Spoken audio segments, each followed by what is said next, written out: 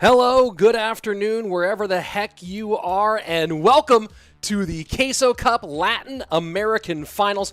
I thought we were going to be going to a little intro there, but here we are nonetheless, and we have a great bracket for you today for this Latin American Championship.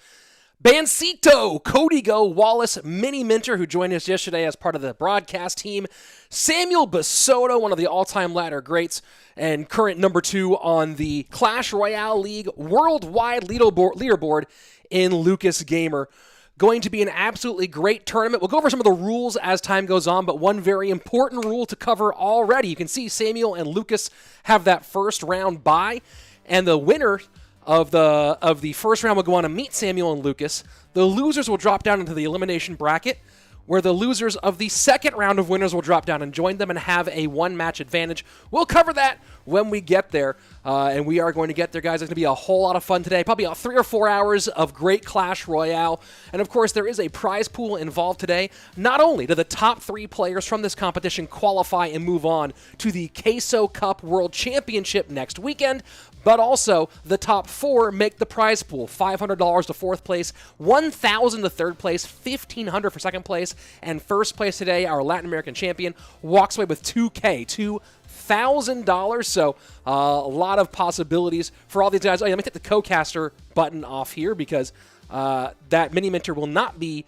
a co-caster today. We may or may not be having a co-caster today, so we'll see what happens as we get through our day. But overall, it's going to be a whole lot of fun. You guys, me, Clash Royale, and a great Sunday. Hopefully you enjoyed yesterday. If you missed yesterday's European Championship, which was phenomenal, including one of the greatest best of 3s I've ever had the pleasure of casting, you can find that right here on the channel. And, Sajal coming in with a huge, another 20 euro super chat, does this every single day, and wants help from Ireland, help for a good cause, and thank you, of course, for supporting the stream and others. And let's move on to our first match of the day. Kicking things off, it's the captain of Colombia, Cody Go, up against the Argentinian Bansito, who we'll see what kind of Argentinian heat gets brought today, as it is Cody Go opening up with Royal Hogs into Bansito's Hog EQ. And as you can see, Valkyrie plus Log even, not enough to really get that much done against those Royal Hogs. So might have to find some other solution there for Bansito, expecting to see a Tesla in the mix, and how he might use that against this 2.6 Royal Hog cycle deck, which I've attempted to use. I have tried to use this Royal Hog cycle deck, and I don't get it. It's super hard. It is super crazy hard to use, and I'm very curious to see how Cody Go uses it here against Hog EQ. Again, thank you one more time, Sajal, for, I hope I'm pronouncing that right. I don't know if I'm getting the J correctly, but for the love from Ireland. Irish is one of the accents I've tried to work on, but I don't think I've quite got it down. It's a difficult one. It's all about how you, depending on what you're doing, what part of Ireland you're doing. You know, is like Ireland, is it like oil, or how do you do it? Hunter to the right-hand side here for Cody Go, who sacrificed some of his lead, 1915 to 1856.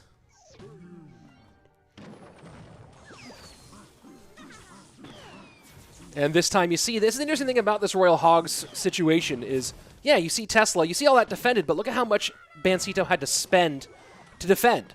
And that's the big issue with Royal Hogs right now, although going to be a shot here from the Hog Rider on the right-hand side. Right now it is Bansito with the lead. No building for Cody Go, and that is a curious thing about this Hog cycle deck, this Royal Hog cycle deck, is no way to pick it. That was a really terrible Irish accent. Oh, thank you, Piggy Wiggy, saying it was a quite terrible Irish accent. I've never really learned Irish. It could have been a worse Irish accent. Do I sound like a pirate? Like a pirate.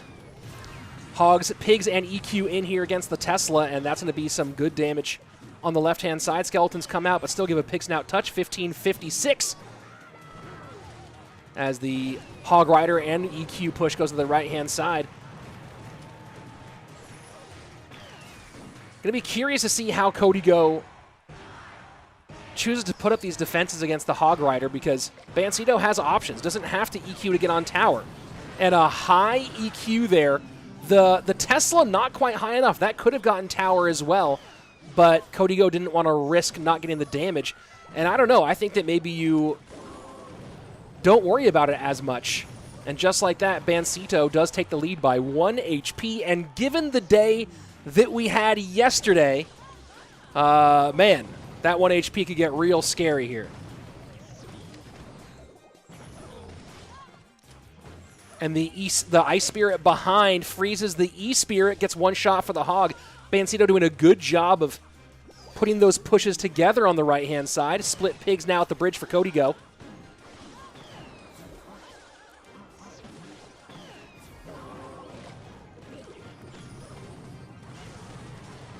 And I just don't know how he prevents, unless he overspends like a maniac, I don't know how Cody Go prevents Hogs from getting hits. I just don't see it. Switching lanes now is the Colombian. And going to get some good value here. The log behind gets 2 of the 3 skeletons off the board, and that is the lead not quite back for Cody Go, but a pretty good shot for him. But the EQ still gets some of those skeletons. So now Cody Go full send into that same lane. Trying to see if he can get damage, enough damage on tower here. But the EQ is going to do it. 1-0-1, and we kick things off with some fire today. With some absolute fire. GG, well played. And that was an absolutely burner of an opening match here. And, you know, we're taking what we had yesterday and I guess continuing with the same theme of, oh my word, this stuff is so insanely crazy. Another close match to start things off here. Thanos saying, what's up, Rich Slayton? How you doing, my dude? I'm doing very well. Good to see you here. Chuckwagon saying, isn't your Russian accent tougher for you? Legal blocks. Russian is not that much more difficult for me. I think Russian is much easier for me to do. The hard part is trying to hold the accent into one place. But overall, it's not bad. But Irish I never really put the effort on any Irish dialect. And then my Scottish, of course, is very southern. It's very like Edinburgh borders Scottish. So there you go. Guys, what a great start off to today. If you're just joining us, I know some of you might be coming here from inside the Clash Royale app, and if you are, welcome. If you've never been here before, I'm Rich Slayton, caster for Clash Royale League. This is my channel, and I'm here with you guys for the playoffs for the Latin American region. 3 to 4 hours-ish of great Clash Royale, depending on how fast the matches go. We'll be here. Bad Boy Bandit saying Indian accent. I'm not gonna give it. I'm not gonna give it a try. I feel like I would just become. I think I'll just do something offensive if I tried to do an Indian accent. So I'm not gonna go for it. But all the general European ones, I'll take my swing. Slovenian is the question. I have no idea what a Slovenian accent sounds like. So maybe one day. Maybe one day I'll learn it. Guys, it's here we go. Game number 2. Cody Go and Bansito. Bansito with the win in that first one, and again, I really don't get that Royal Hog cycle deck. There are Royal Hogs decks that are very strong, and that one I'm sure has some viability on ladder, but oh boy. Eric Tran in the YouTube chat trying to get me in a lot of trouble here.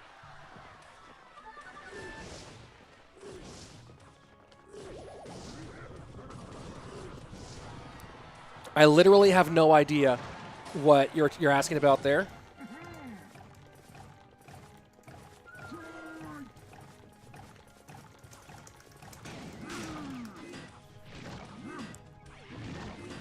So I'm guessing this is Loon with Giant Skeleton here for Bansito, as it's Giant Double Prince. Giant Double Prince comes around all the time, and it seems like Giant Double Prince has some viability right now.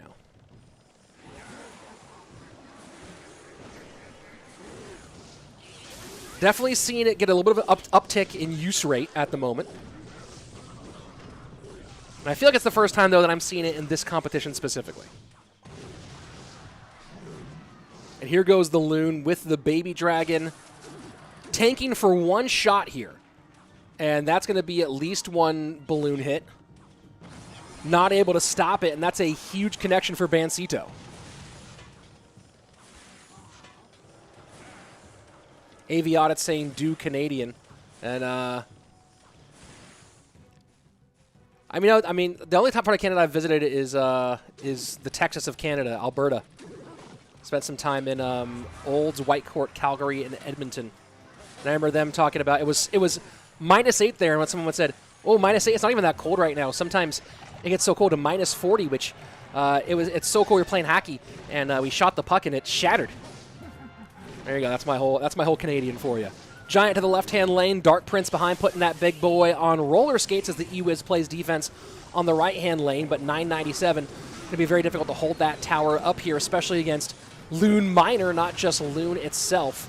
And not all of great Loon counters. Of course, Poison counters Loon all by its lonesome these days, and that's almost a Dark Prince connection. Ice Wiz gets absorbed, and that's going to be a Prince to the right-hand side with a big connection. So color me wrong here for a moment. Cody Go back in the mix. The question is, can he get enough of that to keep on going? Whoa, down to 953. Bansito loses track of the Prince, and now suddenly Cody goes right back in this one. 731 looked like a huge, huge lead, and now looks like a slim margin as we go into sudden death overtime. Danny asking, do I know a Israeli accent? You say a lot. You think that I wanted to come over? And bomb tower down, working on the Giant. Miner goes to the back, and 340 is close, and no Miner catch. Has to go E-Wiz, but that means no E-Wiz for the next Loon that comes in. Does Bansito try to push that way, or does he go ahead and try to cycle Miners again? Of course, that Loon could get shut down by a Poison, so that's the danger here for Bansito, and he does go in with the Bar Barrel Loon push, Mega Minion on the Balloon, and that Balloon could get death damage here. Miner goes to the back, and oh, look at that. That should be a GG, a well-played Bansito taking game number 1 as Peggy Weggy asked me to do a French accent.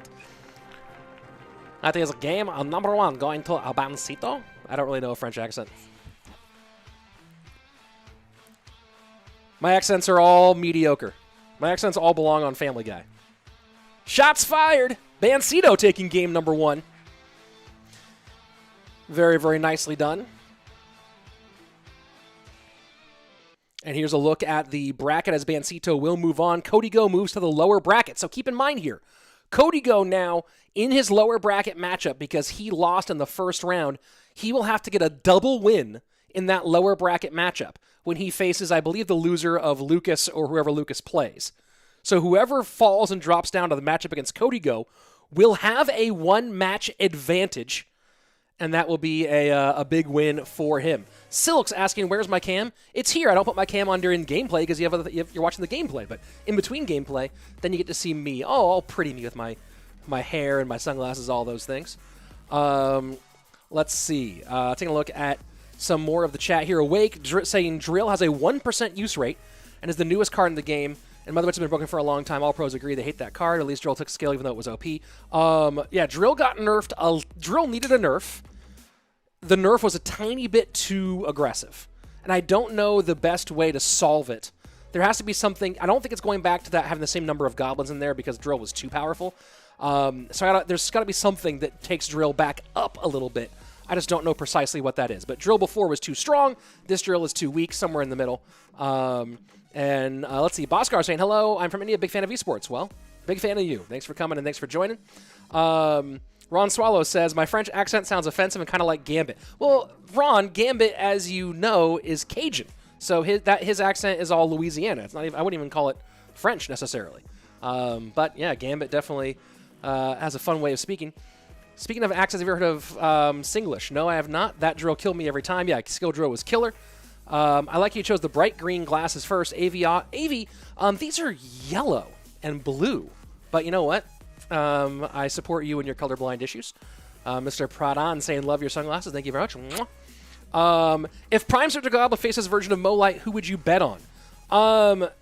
Well, it's the big challenge there with that answer, Uday, is are we talking Prime Surgical Goblin if he had come up in this era, right? Or Prime Surgical Goblin from 2017? Because Surgical Goblin at his best in 2017, in my opinion, is not as good as the players who are at their best right now. Now, if you say, hey, what if Surgical Goblin was at his best, it was like, was coming up into his best right now, that's a whole different conversation, but a hard one to figure out. But I don't think that I think that the top 10 players now are better than the top 10 players in 2017, just because the game and basic skill level has advanced. So here we go. Miniminter, who joined us yesterday on the stream, really great, excellent addition to the commentary, and Wallace.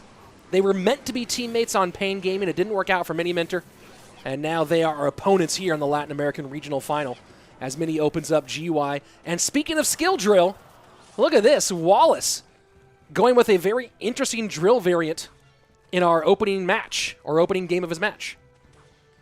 Yeah, Loki saying drill, no way. This is interesting. Hold on one second.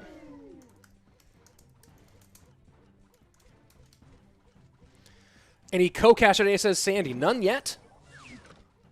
We might have someone join at some point. Who knows?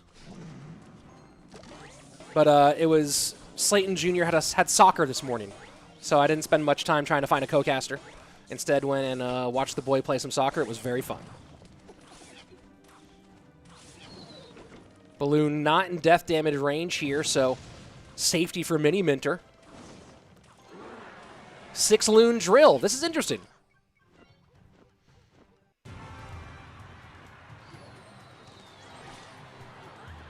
Very interesting to see that this is the variation that's still in.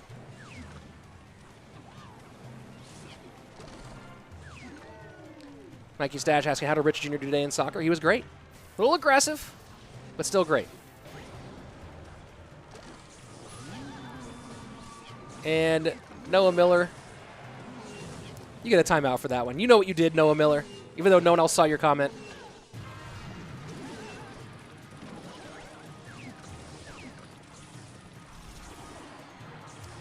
Loon into the Tesla. Drill is tanking, and the Loon gets to... Ooh, that's a nice snowball from Miniminter to get the Loon touched by the opposite tower. Very, very nicely played. Didn't just snowball it back, but snowballed it in. And it did take death damage, but not too much. Fireball in. Does get the zappies and moves the Royal Ghost around. That's going to be a good chunk of damage here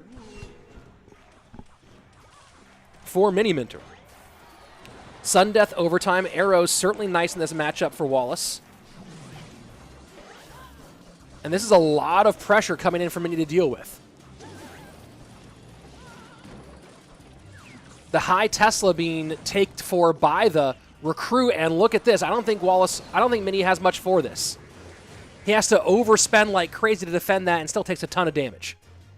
And that is a huge, huge lead here for Wallace. Graveyard in on the left-hand side. Mega Minion tanking. Skeletons behind to add some more pressure, and Arrows clean that up easily. So Skill Drill coming out and maybe getting a win in its debut for the LATAM Finals. I mean, look, there's still some more time to be played, but at the moment, it looks like we're going to get a win out of this one for Wallace. Snowball does not push to the Tesla. Poison comes down. That's to be death damage at least, and that's a GG well played. Game number 1 going to 6 Loon drill. 6 Loon drill. There we go. Who knew? I'm going to put this one on screen here. Wall's about to find out why you shouldn't use drill. This one didn't age well. Sorry, Awake. Had to do it to you. Evan Ryan saying, what position does your son play? He's 3, so he plays somewhere in the bunch of kids all kicking together. And aggressive, what I mean is like he was pushing and tackling other children. But yeah, he's definitely got a athletic ability. But you know, he's 3, so he'll enjoy some bunch ball for now. BKNY Sinister saying, insane the fact that drill is used. I used drill yesterday, got bodied. Yeah, I mean, I made my personal best with drill Magic Archer NATO and didn't get it done. Rango saying, hi, this is my first time. How does this work? Well, Rango, this is the Queso Cup Fall Split. It's a mixture of invited pros and players who made it in through an open qualifier. We've now passed the group stage. Initially, we had a group stage where each of our 4 regions had a pool play series where they did double round robin. we have now added, moved on into, or they did a round robin. We have now moved on to the playoffs. The top 6 from round robin of each region moved on to the playoffs, which we are currently in. This is a 6-person double elimination bracket with the top 6 players right now in this broadcast from the Latin American region. We also have the EMEA region, which is Europe, Middle East, and Africa. They played their playoffs yesterday. The APAC region, which is Asia Pacific Islands, that played yesterday morning. And then later today on Cashman's channel, we're going to be seeing the North and Central American playoffs. So that's where we are right now. We are in the top 6 for each region. The top 3 from today's competition will not only get a piece of the prize pool, but they will also move on to the Queso Cup World Championship, which will be next weekend, next Saturday and Sunday. Some of it here on my channel, some of it on Cashman's channel as well. So there you go. Where is Anaban? Asks Oliver, and my guess is in Mexico, since that's where he's from. And let's see, love your streams, Rohit. Thank you very much. Appreciate it. Glad to have you here. Tour for money. I don't know what this means, but cool. Did Chazmat Gaming pop into... Oh, looks like Chazmat Gaming popped into the Twitch chat there. Guys, we are on both Twitch and YouTube. So wherever you want to watch, I'm happy to have you join either way. And Chazmat just resubbed his Tier 1 3-month sub for Chazmat Gaming, who, of course, he and his squad are kind of taking over Clash Royale right now. So GG's to Chazmac and their whole squad. And, of course, I think he's probably here to watch his player, Lucas, who will be playing a little bit later today. So here we go. Game number 2 for Wallace and Miniminter. Graveyard for mini game 1. And had Valk, couldn't stop Drill because didn't really have enough pieces to put together against that really nasty 6-loon. Looking like Royal Giant for Wallace here in game number 2. Shadow asking, will I bring my son on my channel? Will not do that. He wanders in here in the morning sometimes, but my son is 3 years old. He has no idea. Like, I'm not going to put him on my channel for my own content because he doesn't get a chance to consent to that. So, you know, when he's old enough and can understand the implications of being online and being publicly known, he'll make that choice himself. But for me, I'm going to keep him away from all of this as long as I possibly can and let him just be a kid. Let's see, Giant to the right-hand side. Skeletons and Hunter going to do their work and get rid of the big boy. Second time seeing variations of Giant double Prince today, so very interesting. Of course, didn't work out well for Cody Go. Will it work out better for Miniminter here? You know, you kind of talk about the ebb and flow of competitive meta, and you got to wonder if what makes it so that Giant double Prince doesn't show up at all yesterday, and today shows up twice in back-to-back matches. Of course, the Ewiz, Fishboy, and Classic Prince will be really, really good for getting those Royal Giants deaded. We'll see, though, if Mini can turn that into any sort of actual offense in the opposite direction. RG down, Ewiz getting taken care of. Prince now working, but Fishboy going to pull the Prince off. Ooh, what a zap! What a zap out of Mini! What a zap out of Mini. It doesn't stop the Royal Giant entirely, but it did get the job done for a moment. He wasn't able to protect the Prince behind the zap. If he'd done that, that would have been potentially a GG moment. If he were able to protect the Prince behind that really clean zap against the Fisherman. He wasn't able to do it, but now still putting together some pretty solid pressure the opposite direction. Man, but Fisherman Hunter against this Giant Double Prince deck is pretty nasty. Ewiz in. And that's 1832 to 1546 as we go into the final 12 seconds of regulation time. Wallace does have the lead. Miniminter, though, with some flashy play so far. Man, this deck gets around so quickly for Wallace. Fastest cycle, 9 Elixir. Or, excuse me, fastest cycle, 7 Elixir. Man, that's very, very quick for this deck. 2 Princes down, though, and Miner doesn't go to the Fishboy. No, goes to the back here.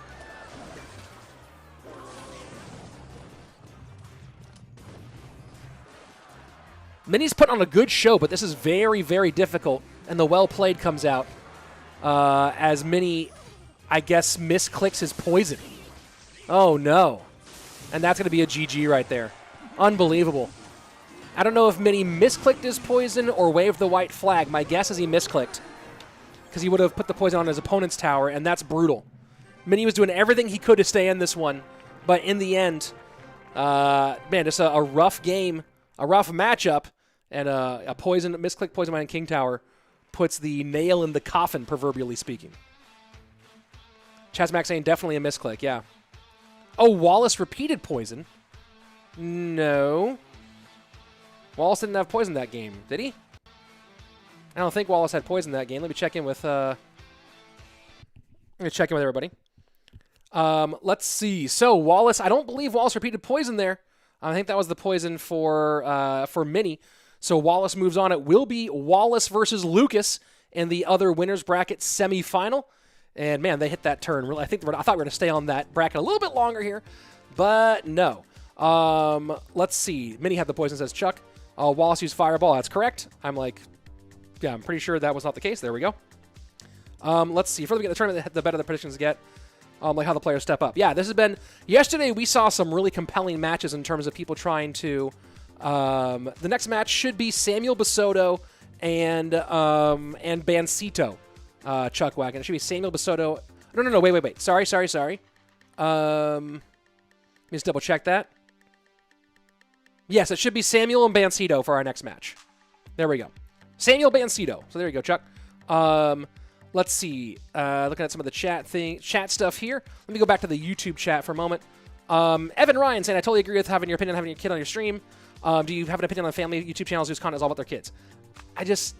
Your kids can't really consent to being a public figure like that. To me, I don't like it. I'm not going to tell someone else what to do with how to run their family. I personally wouldn't do it. There's a lot of things there's a lot of challenges that come for a kid already. Being a kid's already hard enough without living your life publicly and having people you don't know. A lot of my friends in Hollywood were grew up as child actors, and some of them came out of it okay. A lot of them didn't. So it's not to tell everyone else what to do, but not my thing. Let's see. Justin saying, hey, Rich, back from yesterday. Can't watch live right now, but thank you for suggesting Cashman's YouTube. I found a lot of useful information there. Have a good day, everyone. I'll be sure I leave a like or something. Yeah, Cash. If you're a newer player, Cashman's YouTube page is phenomenal, and he's really engaging and fun to watch as well. So if you're a newer player, go ahead and check him out over on YouTube. That's Cashman with a K. I am Levante asking, Rich, which is your most expensive sunglasses? None of them. They're all $25. That's how dope Gooder is. You look fresh and don't spend that much money, and they're really fun. So there you go. I know most expensive sunglasses are overpriced. By a lot, unless they've put gold and diamonds in them for some reason.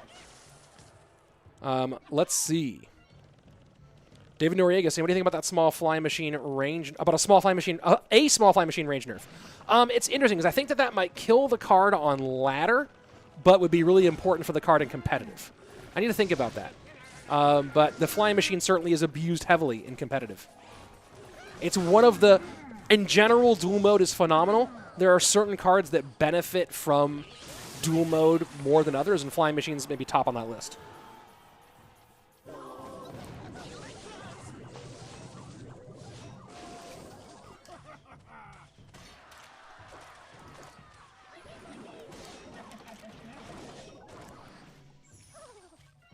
So looking like Bansito might be going to the RG direction. Samuel with the flying machine, with the skeleton dragons.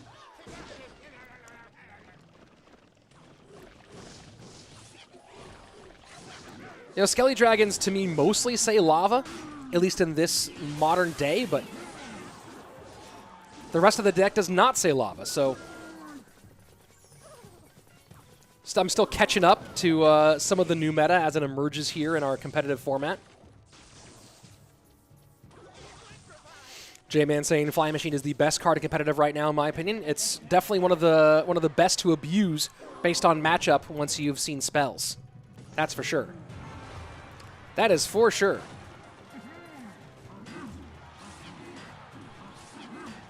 And Piggies and its Royal Hogs. That makes sense. Pranav calling that right. Could be Royal Hogs too with the weird variant. And it's RG down for Bansito. Cannon Cart going to be nice in this matchup, because you use that lightning and then Cannon Cart ends up as a second building.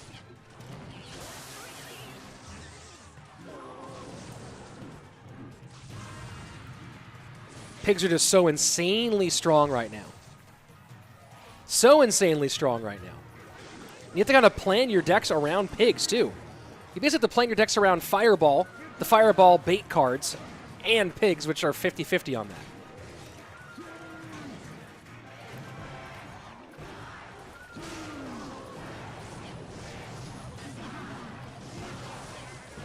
RG going to get shredded. No touches here. It's been all Samuel so far in our opening game, 827 to 2086. Bansito just getting overwhelmed here with no clear pigs response. I mean, the best he can do is some combination of the log and Dark Prince and maybe some E-Wiz action. You see, this is a good game here. Samuel may or may not be running a big spell. If he is, it's probably Fireball, but we'll see. Doesn't even need to spend it, though. Just nice patience here. Play some defense. And that's it. The GG, the well played, log to clean things up. And there you have it. Easy dubs for Samuel here in game number 1. Yash Varden saying Pigs is the drill of this meta. You need to have at least one direct Royal Hogs counter. And that really feels like it right now. That does really feel the way. And that's, again, like, you talk about the debate between pre-submitted and non-pre-submitted decks. And one of the things for decks being not pre-submitted is if you pre-submit decks, you have to build that counter into all 3 of your decks. Whereas if you don't pre-submit them, then you can make adjustments as time goes on. So, we'll see how CRL format evolves. Andy V coming in hot with the $25 super chat for new glasses. You want to up the stuns? You want to up the stun glasses? Well, dude, that's pretty fire. As you can see, I got a lot there, and we'll be mixing it up today. Ooh, coming in hot though. Coming in hot. Let's put that up there one more time because that might be the best. Boom for new glasses. Let's go. Yeah, don't you worry. I'm actually gonna reach out to Gooder pretty soon and get some new ones sent my way. So we'll have the upcoming fall line, kids. We'll have that here in the mix fairly soon. Let's go ahead and I'll throw you guys. Oh, that's a sub link. Hold on. I'm trying to throw you guys the Gooder link here. If you do like the sunglasses, and maybe you do, maybe you don't. If you like them and want your own, that's where you get them from. Boom, right there. That's where you can go ahead and find your own. And of course, I did also have. I think I threw the sub link in there accidentally as well, but that's always nice. We should have our game number 2 here in just a moment. Let's go ahead and take a look at the chat here for a moment. What is at this point? Is it even ideal to run a deck in this meta without building or an absolute shutdown of Royal Hogs? Yes, but it depends on if you've seen Royal Hogs yet or not. And that's the big question. What does regional final mean, says Not Me Hexer. This is the regional final for the Latin American region. There are 4 regions in this competition. There's Europe, EMEA, which is Europe, Middle East, and Africa. There's LATAM, which is this one, Latin America. There's the NACA, North and Central America region. And there is the APAC region, which is Asia Pacific Islands. Each region has its own portion of the competition. And then the top 3 from each region, we're deciding the 3 from LATAM today, go on to our World Championship next weekend. Let's see. What are people doing in the chat here? I'm from Brazil. Go Wallace. Let's see. Rich, you think Mother Witch is underrated? Underrated? No, Mother Witch is insanely OP. What are you talking about? Mother Witch is definitely not underrated. Mother Witch is rated just right, as in it's ridiculous. Is Mega Knight banned from competitive? Why would it be? There's no reason to. Why would Mega Knight be banned from competitive? It's a part of a few decks. There's Mega Knight Graveyard and Mega Knight Ram Rider. Some people play Mega Knight Skelly Barrel, but not very often. But no, Mega Knight's not banned. And especially in dual mode format, there's no reason to ban anything because you only play any card once in an overall best of 3. So, yep, no card. There's no specific cards that are banned from competition. And let's see. Let's go ahead and jump into Lava Luna or Lava Miner. I'm currently playing Lava Miner on ladder. Actually, I might main Lava this season.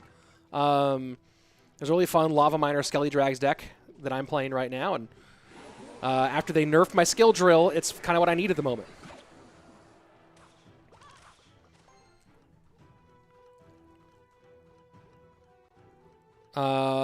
I don't know. Yeah, guys, if I don't answer your chat the first time, if there's a question you really want answered, put it up during the break. If you just make a statement, I may or may not respond to it. And I did answer the Lava Loon Lava Miner question. So, Royal Hogs for Bansito here in game number 2.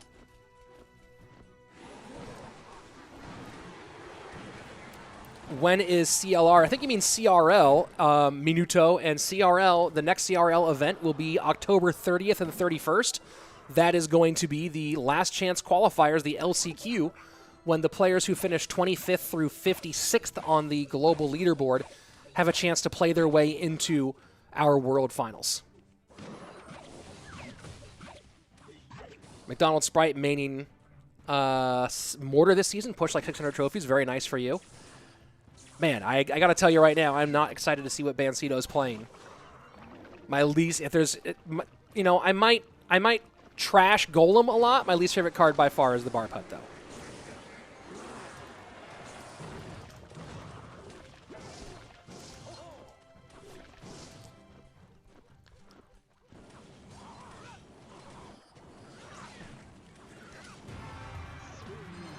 Graveyard into the right-hand side as a full pig send. Tesla to pick up. You know, I saw the other three cards there, the Inferno Dragon, Knight, and Archers, and was like, this feels like Graveyard, but the Dark Golem totally threw me off. And maybe this is, did we see this variation of Graveyard yesterday? And now switching lanes is the Brazilian as Bansito responds to the Graveyard with a pretty simple poison. Still, quite a bit of damage in. That was a lot of damage for poison being played on Graveyard. And now a nice 10 elixir at the bridge. Heal Spirit gets in time to help a bit, but not that much. What a wonderful defense there by Samuel.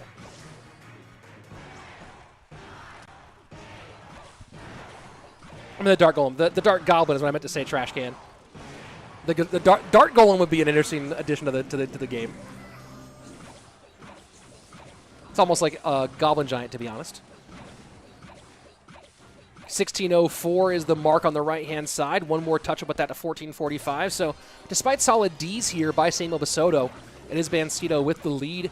We'll see if Samuel chooses to really send that poison on the left-hand side here. Doesn't need to. Solid tanking plus the Dark Golem, Dark Goblin, sneaking in, and that's going to be 476. We saw a really sneaky Dark Goblin yesterday steal a game, and just like that, feels like the same thing happening for Samuel. Now just cycling Graveyard. It's not even triple elixir yet, but Samuel putting the pressure on Bansito right now. Arrows in, and that's going to be down to just around 300 HP. I don't think we get one more Skeleton Touch, and we don't.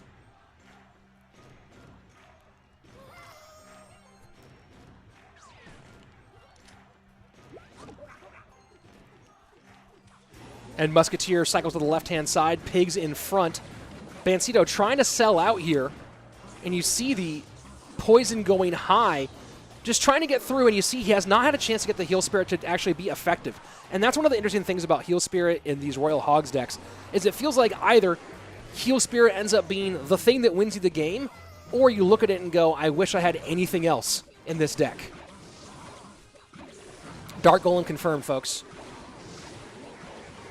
Poison cycle to the left-hand side, and that's going to be a GG well played. Easy 2-0 here for Samuel, who will move on in our winner's bracket. Bansito will drop into the lower bracket, the elimination bracket.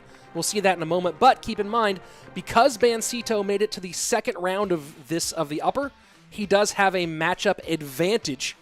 And we'll talk about that when we get to that matchup. But when he drops down to the lower bracket, he only has to win one in his upcoming matchup, and his opponent will have to win two. So we'll talk about this as we see it in a minute. James Gonzalez, you ever need to stand up again? Saw your Believing It Less bit. I'm hoping to do it again, just taking a break during our current times, obviously. So you see Samuel Bassotto moves on to our winner's bracket final. So at the moment, that means that Samuel, I believe that clinches him a top 3 spot, in fact. So Samuel Bassotto will be going to the LATAM World Finals, and we'll go on to Wallace versus Lucas, which will be to clinch a spot in the top 3 and make your way over into our World Championship. Bansito drops down for a match against Miniminter. Now, keep in mind, again, we'll do this match later today.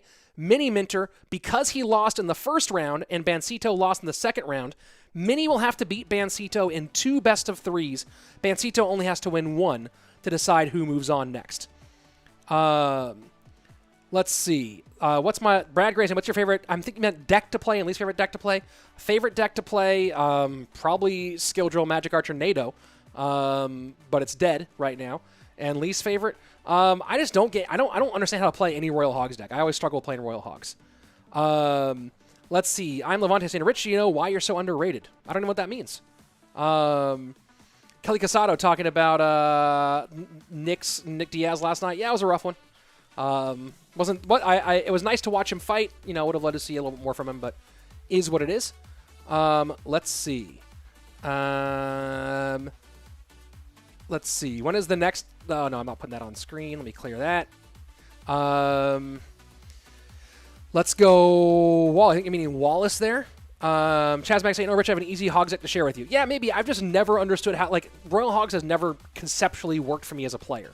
I like playing Cycle particularly because there's a lot of recovery ability, and I'm very aggressive as a player. And I feel like Royal Hogs is a deck where if you get too aggressive, you're dead.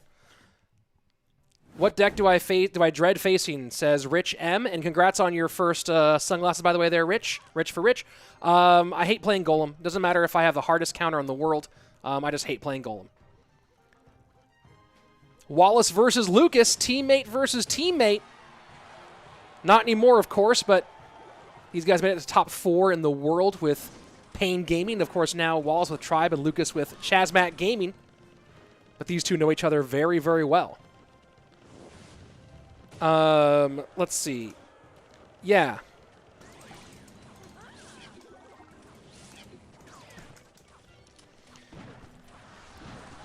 Fireball in on the Muskie.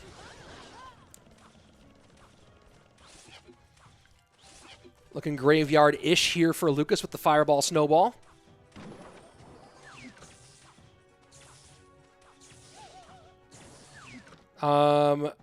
Rish Bob asking, do you think Royal Hogs will be nerfed next time? I think Royal Hogs might get a tiny nerf before Worlds, but we'll see. We'll see what happens.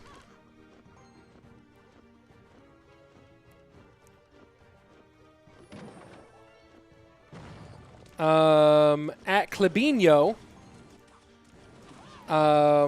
check Bruno and Deco. I believe that the Portuguese is going to be in Bruno and Deco's channel.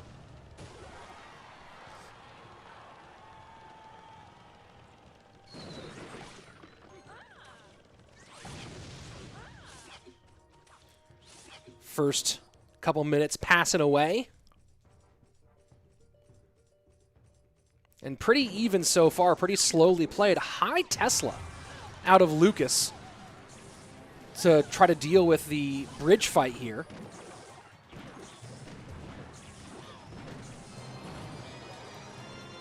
And now pulls the trigger on the graveyard. Nice snowball to clear out some Skellies and the Musk, and the Valk. Now the Musk comes down.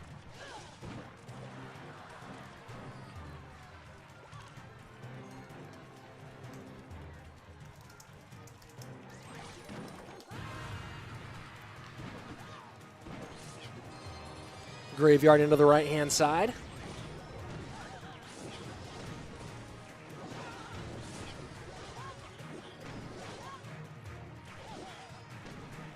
Davi Andrew says Lucas is the best from Brazil. Well, he might be one of the best he's currently one of the best in the world, so no surprises here, although Samuel Bassotto might have something to say about that as we get closer into our CRO World Finals.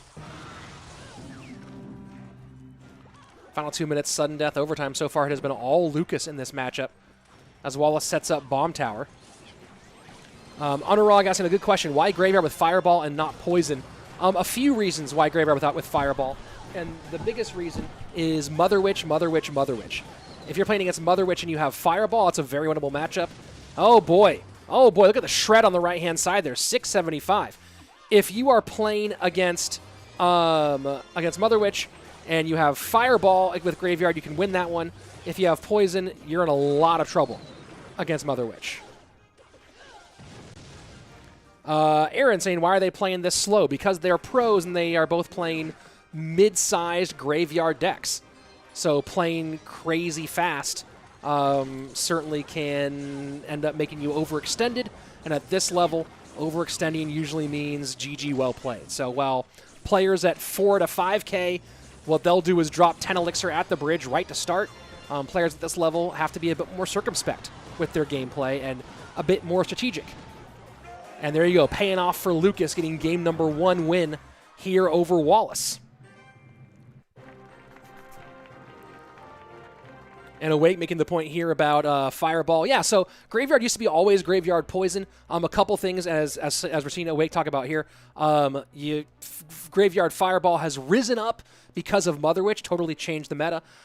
Poison also is viable in other decks. But yeah, Graveyard Fireball. Another thing too about Fireball and Snowball, both with Graveyard, is that knockback is actually is also pretty valuable for not just clearing off troops, but the knockback creating room against certain troops to get more damage on tower. Underdog saying, so what are the win cons to use Poison with? People still use Poison with Graveyard. Graveyard Poison isn't dead. It's just Graveyard Fireball is also viable, another option. P.E.K.K.A. Bridge Spam has moved back to using Poison a bit now that the Poison got buffed with the slowdown. Poison also being used a fair bit with Royal Hogs, depending on the matchup you're expecting. People are using Poison with Miner, obviously.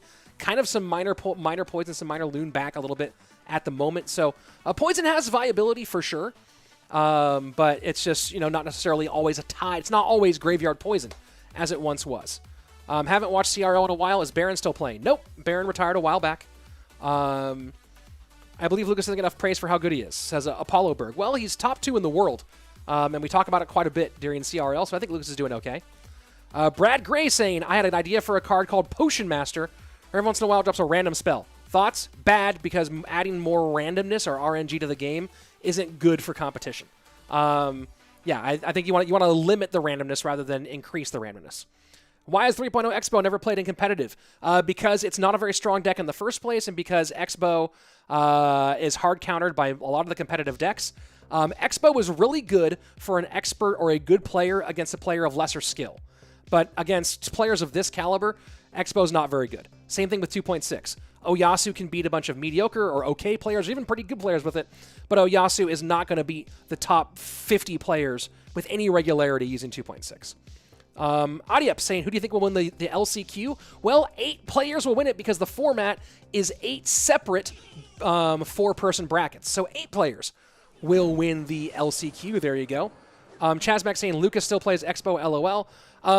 So good point here that Lucas played Expo, I believe, once because of a specific matchup that he went for a snipe with using Inferno Tower.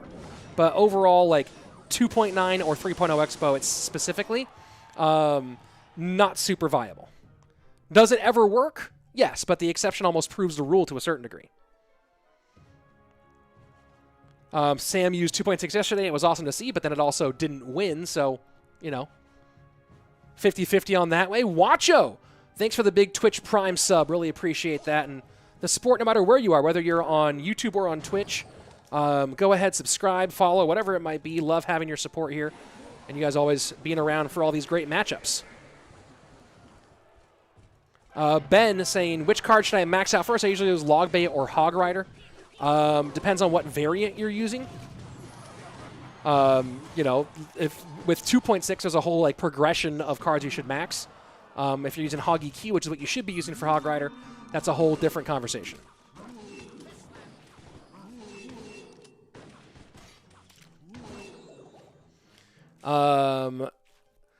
Let's see. Bov Sof.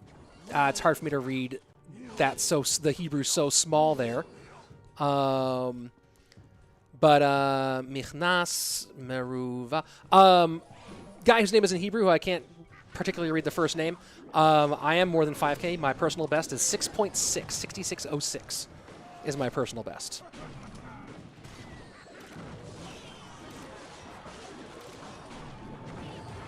Why does nobody use Mirror, says Future is Bright? And there's a great reason why, actually. The value you get from Mirror is so low. It's typically because you have to spend that extra elixir, it ruins the cycle. And typically having some other card that does that serves a different technical purpose is typically far more valuable than Mirror. Just getting an extra level out of a card. When you're lower in ladder and you're not playing with max decks, I understand looking at Mirror and going, I can get this card one higher level. That's so cool. But the reality is that from a tech perspective, just repeating the card you just used is far less valuable on balance than having another card that serves another technical purpose in that deck. Here we go. Royal Hogs to the right-hand side. as Wallace is trying to find purchase for a real significant push and actually gets that one. Just like that, it's going to be Wallace right back in the mix here, and good poison value against both the troops and the tower. Lucas setting up Royal Giant low.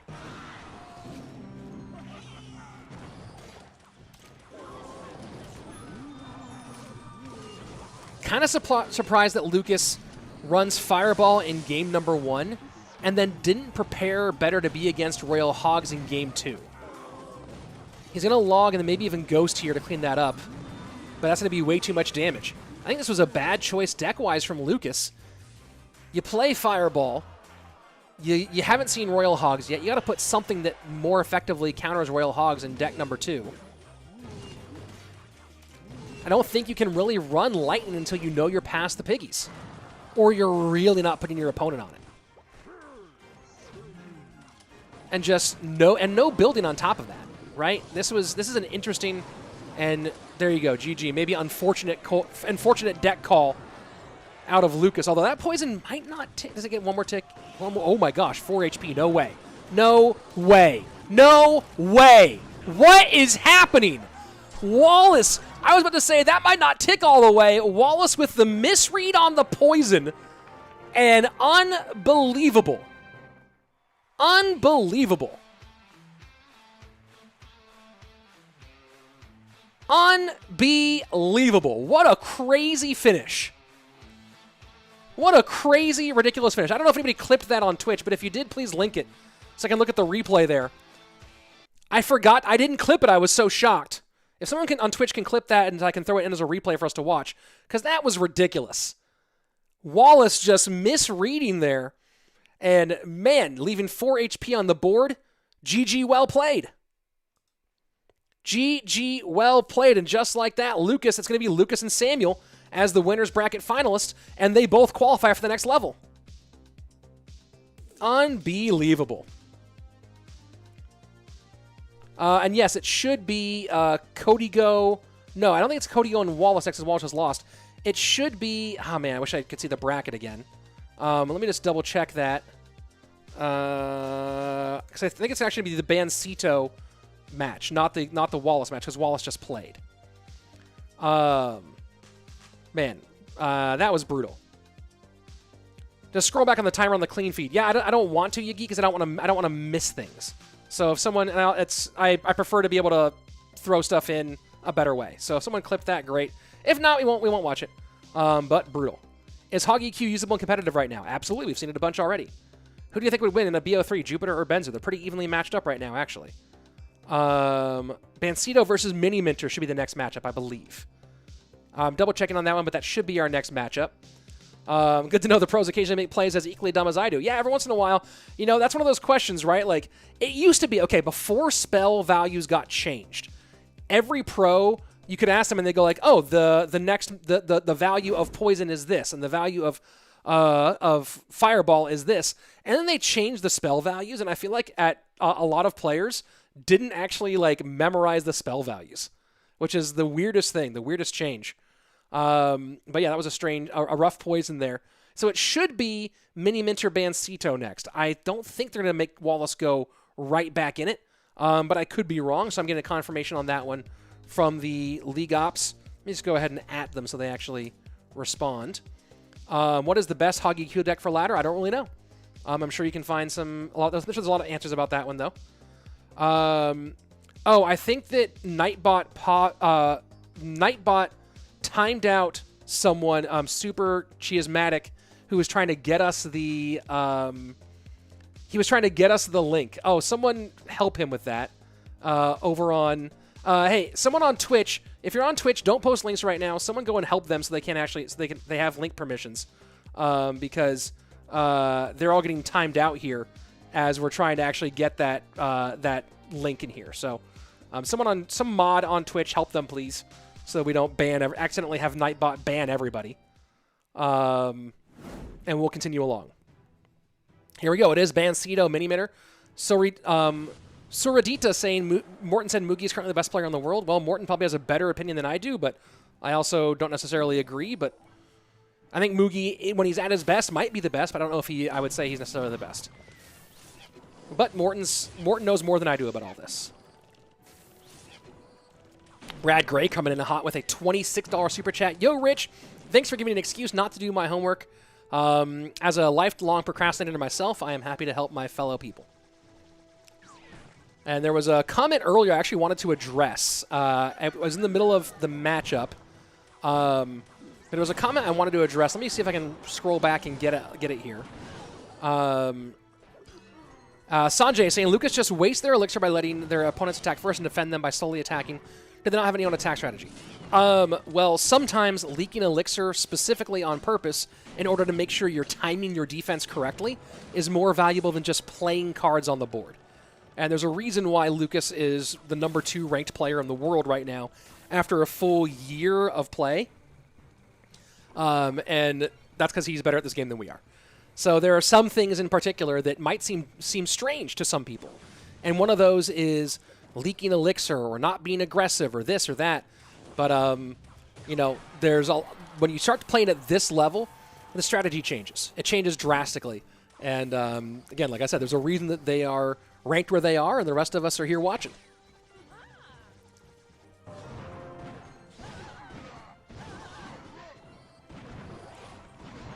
So remember, this is an interesting matchup because of the way a 6-person bracket works. Bansito has an advantage in this match. He only has to win 1 best-of-3 to beat Miniminter, but Miniminter has to get a double win, has to win 2 best-of-3s against Bansito to advance, and that's the first round versus second round advantage that Bansito earned by moving on, and Miniminter lost by taking the L in round number 1. Mode Sod saying, what's the point of having elixir advantage when you had to leak? Sometimes the point of that elixir advantage is to allow yourself the opportunity to leak the way you wish to. So an elixir advantage isn't purely for punishing. It's also, elixir advantage can be for properly timing and setting up your defense.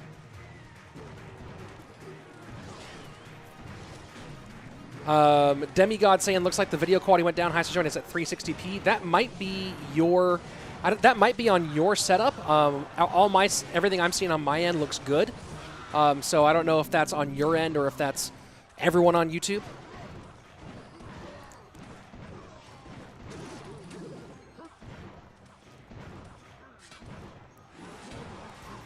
Poison in on the right-hand side, and this is absolute shred city right now. No, and down to 530, down to 380. And Bansito just got absolutely worked here. So, yeah, Ethan saying video quality is fine. So it might just be your setup there, bud. Sometimes it happens. And thank you very much for Miss Calc for picking up or for Super Chiasmatic for getting the replay from that last one. We're going to go ahead and get that one loaded up to look at here during the break. So let me go ahead and load up that... Let me go ahead and load up that replay for us to watch. We're going to go ahead and take a look at the end of the previous matchup. There you go. You guys get a look here at Revel. So we're going to go ahead and take a look at the end of the previous matchup. This is the Lucas versus Wallace match. Let's go ahead and take a look at... No, that's the wrong place. Let me go take a look there. Here we go. Let's go take a look at the end of that one. And you can see here that poison ticking down on the right-hand side. And the big problem here is, yeah, look at this time. Boom, boom. Ticks away with 4. With 4 left, and there's no other small spell to clean things up. And on top of that, if we go back to the beginning here, so here's the very beginning. You see the poison's not down yet. 251. Well, poison does not do 251 at tournament standard. So let's go ahead and let this one play out. I think we get one pig touch. So that pig touch just not... I think maybe Wallace thought that the pigs would touch more than they actually did.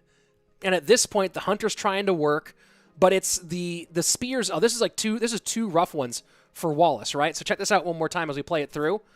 He probably thought he was going to get one more touch from the pig, didn't get it. But then this Mother Witch comes up, and he plays the hunter, no mortar available, or not enough elixir for the mortar, plays the spears, and they get turned into pigs. So they can't even help with the DPS. His hunter gets pulled by the fisherman, and I believe that Lucas... Yeah, let's look at this one more time here. Keep your eye on the left-hand side now as we talk about the actual... everyone's looking at the right where it ticks down to the 4, but watch this sequence here by Lucas. Royal Giant high. The hunter comes down. So drops the Fish Boy low to pull the Hunter. Hunter gets pulled off. Mother Witch does her job, and that's the GG well played. So there you go. That's the end of that matchup. Very, very interesting stuff. Let's see. For those that are wondering, he didn't play Fireball. He knows he can defend Hunter with pigs. Yep. All right, here we go. Jumping into game number 2, Miniminter with the advantage over Bansito.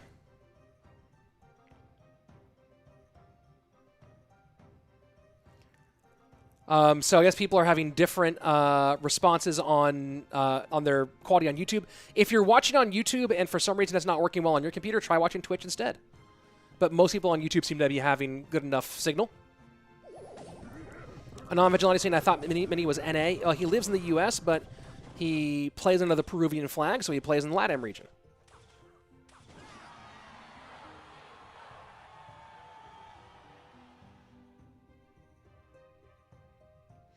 Alexander Ibarra asking, hey, Rich, why don't you have more individual videos of pros playing and explaining decks? Because that format is done by a lot of other people, and I don't know if I have anything to contribute to that format. I've done some videos, and I'll be doing more, where a pro like really breaks down like 4 or 5 thoughts about a deck. I did a great one with Jax about P.E.K.K.A. Bridge Spam. I'm more interested in very specific, dialed-in educational material. The video where a pro plays a deck for 30, 45 minutes, there's a lot of guys who do that, and they do it great. So CWA does a lot of those videos. That's a great place for him. But, you know, it's about a lot of it's about finding what makes most sense for you to do on your channel, and I do something different. I focus more on esports and on specific technique type stuff.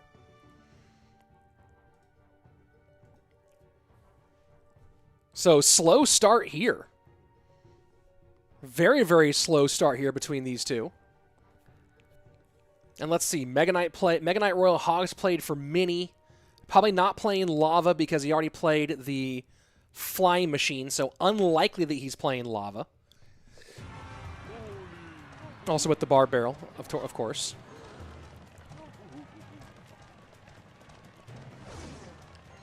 Sanjay saying they're just wasting Elixir letting their enemy attack first. That's not true. I'm just going to answer that very, very blanketly, Sanjay. That is untrue. There's a number of reasons in this case where they're sitting back and not wanting to be the first person who makes the first move. In fact, in some of these matchups, making the first move, especially depending on your starting hand, can actually be quite detrimental. So both these guys are sitting back, probably looking at their starting hand going, I don't love what my starting hand is, or it's possible their deck benefits from being in double Elixir. Miniminter looking like he's running Graveyard here. Graveyard benefits from being in double and triple Elixir. And Bowler Loon Freeze also does the same thing. So, you know, I'm going to have to call you on this one, that they are playing at a different level. And that Bar Barrel was godly, says Yu Chao. Yeah, that Bar Barrel against the Lumberjack was real nice. And solid King Tower activation here from Miniminter. And he's not going to pull the trigger on Graveyard yet, and that King Tower does not get activated. Oh my word, Bansito went for the move, but the Baby Dragon betrayed him, and no King Tower activation. That could have been a situation that totally, and this is actually not Graveyard, now I see it with the Fireball. Maybe it is. This is interesting. If this variation of Graveyard's playing Fireball, that would be very strange. Because this variation, oh it is, and it's Graveyard. All right, there you go. It is Graveyard. Man, that King Tower activation, especially against this variant, would have probably been the end for Miniminter, or very close to. Would have been very hard for him to create real damage. Of course, Bansito has to break through as well, but Bansito's deck breaks through against Miniminter's, I think on paper breaks through better when the King Towers are activated. And I really thought, I was like, everything looks GY except for Fireball, because usually you don't run Fireball with this Graveyard variation, but a little change here for Mini. And right now, Bansito with the lead, so 1927 to 1905. And a pretty aggressive Fireball or Loon push to the right-hand lane.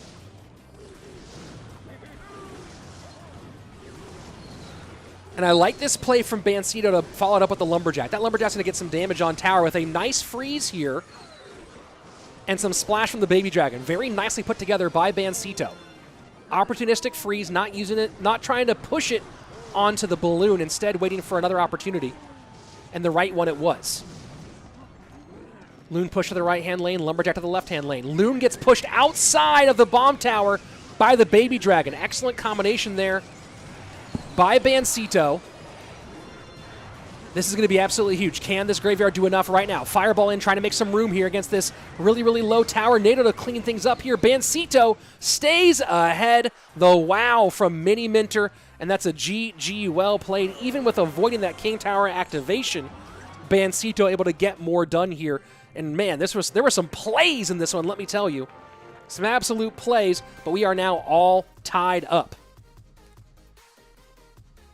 Cash does some of those videos pretty well. Yeah, I mean, there's a lot of guys who do other things that I don't do, and go ahead and that's why it's great. There's to follow up on that. There's a content creator for everybody. So if you're looking for pure competitive content, that's like my channel is a great place for almost exclusively competitive content and some like technique stuff. If you're looking to watch players play the most popular deck right now, CWA does that. Does that all the time and does it great. If you're looking for, hey, I'm a newer player looking for ways to navigate everywhere from Arena 3 to Arena 13, Cashman does some great stuff for that. So, you know, it depends on whatever you're into. There's a content creator for you, which is what's really cool.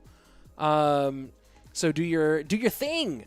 Let's see. Alpha Moriarty saying seen that matchup before. Graveyard should win if they barely Graveyard and just play defensive and win by Fireball. Yeah, it didn't work out that way. Rich's favorite card is Ice Golem. Yeah, and the Magic Archer, but I'm not playing Magic Archer right now. Let's see. Motayo saying some people who spam the bridge and get damage. That's not how it works. Not how you play the game. Well, it's how some people win the game, but it won't move you much past 6K. You can do that just about up to like high 5, low 6K, and that's about it. Joseph Earl, Gooder's looking good. That's right. Thank you, sir. What's your favorite card of all time? Ice Golem. There you go. How you doing? I'm doing well. Supercell should fix that loon being pushed by other troops when the defensive ability is in range. Thoughts? Not at all. That's a good technique move. That is a technique that he did on purpose. It's not always easy to do. It capitalizes on someone playing defense lazy and doing the same thing over and over again the same way. So yeah, no, I think that there's definitely that should not be changed. That is a great way to counter defense being done the exact same way every time. So no, I think it's an excellent interaction that's actually very important for it to be in. If without that, there'd be a lot of things that Bloom would be incapable of doing. Rich 6606 Slayton. Yeah, thank you, Alexander. Absolutely true.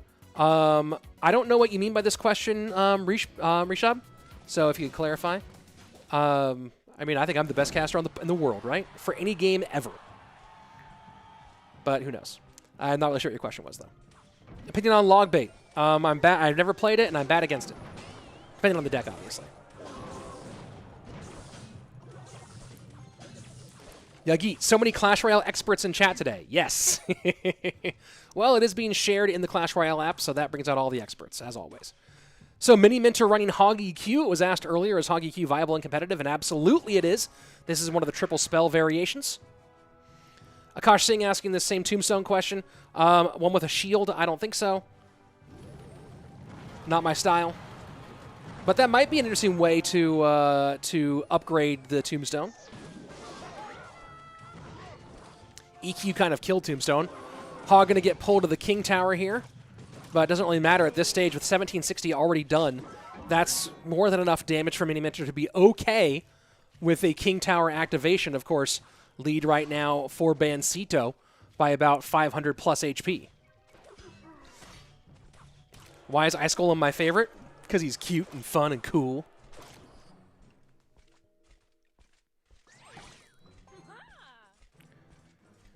Mega Knight working to the right-hand side. Mini a little bit off today. We'll see if he can get things cleaned up here. Has to win this best of 3 and another one. So keep in mind, he has to do a lot. Akil saying I think it's a mediocre card. You didn't ask what I think the strongest card is. That's my favorite card. And Ice Golem can be very strong. It's been supplanted by Knight. But I do think that, you know, we've seen Ice Golem be really popular in various Loon, Expo, and Hog Cycle decks. And Graveyard, too. Hog Rider to the right-hand side. E-Barbs in response. And Hog does get one big-time hit. 997 to 1250. Fireball into the right-hand side for those archers. That was feeding the Fireball there for Miniminter, although maybe he wanted to feed that to get the +1 elixir trade. Not entirely sure. Otherwise, that was definitely free fireball for you. And again, Archer's cycle behind the... I mean, I guess I don't know if he has a choice here, but he's just, again, giving value to these fireballs as the pigs will come in behind the Mega Knight. And Tesla goes high. Fireball shreds those Archers off the board. And this right here is Miniminter's opening, but he doesn't have enough elixir for it. He's having to overspend so much on defense, he can't really find a good opportunity to get through. Although that Fish Boy not going to the hog gives him... Oh, man, he needed that shot so bad. This feels like a GG well played. I think we're about to say goodbye to Miniminter, folks. He's doing his best to hang on, but elixir low, struggling to hold off against these pigs.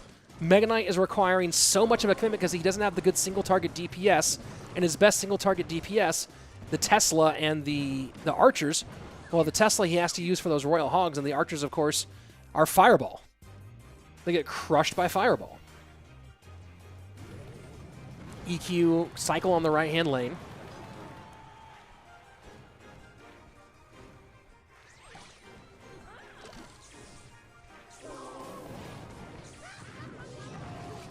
Mega Knight in on the Valk. And this is just so much. Does the Hog get a hit? The Hog gets a hit here. I don't think Mini can... Oh, can he defend this? Delivery comes in.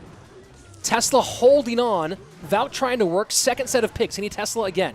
Is he back to it? Yes, he is. High Tesla. Fireball in. Log to push the piggies back. Has to control these pigs and that flying machine. That flying machine just will not go off the board here. Skelly's to hold on. Delivery one more time. He has to get a hog in and distract this. Oh, he can't do it. Can't do it. Oh, boy, what a close one. What a close one. Miniminter played a great game here at the end, but Bansito able to hold on for the win, and Mini goes out in our first round of play. GG for Bansito. Miniminter tried really hard to take that one down. Had some good moments, but struggled to control the three-piece combo of the Mega Knight, the Royal Hogs, and the Fly Machine.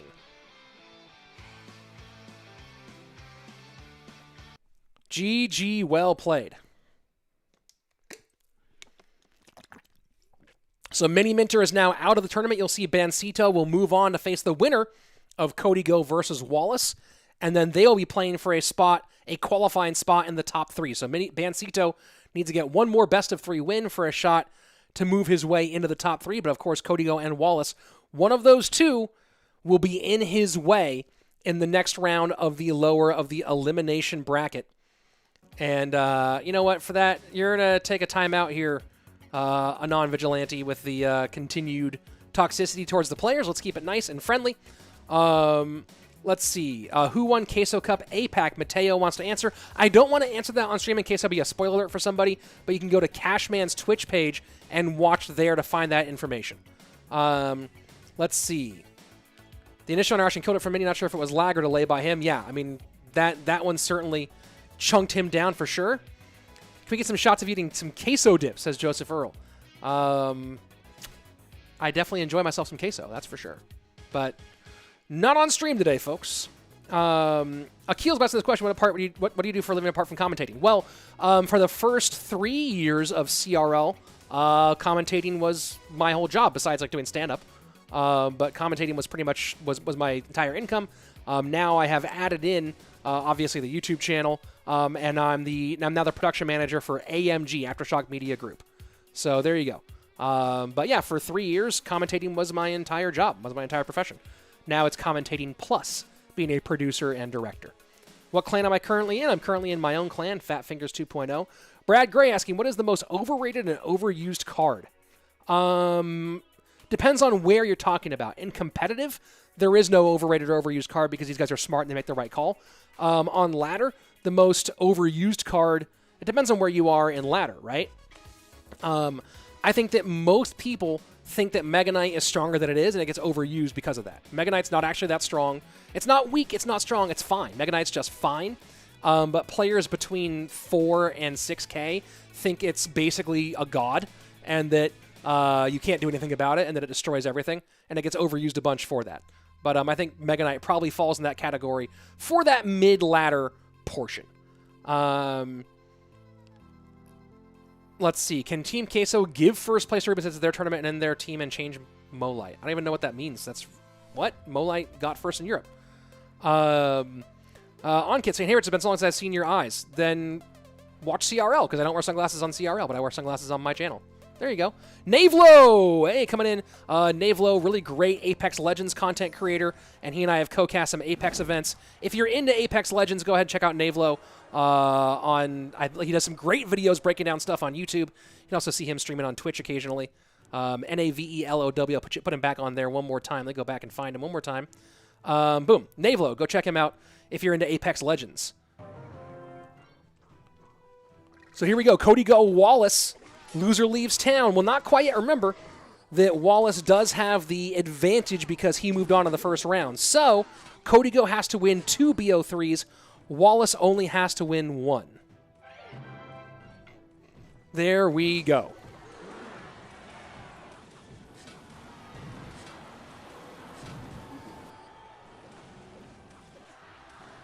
So we've seen Heel Spirit primarily with Royal Hogs as of late, although when Heel Spirit first got introduced, I surmised it would be with Royal Giant pretty consistently, and here we're seeing it with RG. Kind of has fallen out of favor as part of RG decks after the nerf, but I still think that if you're going to play Heel Spirit, this is one of the viable ways to do it. And the guards don't pull the Elite Barbarian. Absolute disaster for Cody Go, as that's tower going to be really, really, really low, and the Fireball for cleanup. Man, the guard's not getting the pull. This would have been an amazing exchange for Cody Go. He would be way, way ahead right now. Instead, the guards miss, and that absolutely ruins him on that left-hand side. Unbelievable.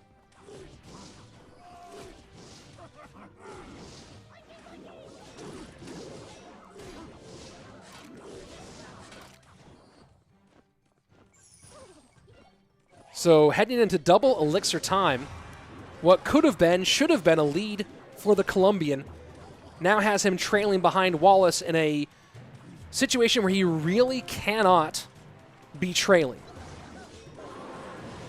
And yes, I see someone saying, wow, E-Barb and RG, throwback to 2018 decks, the Elite Barbarian Royal Giant combination.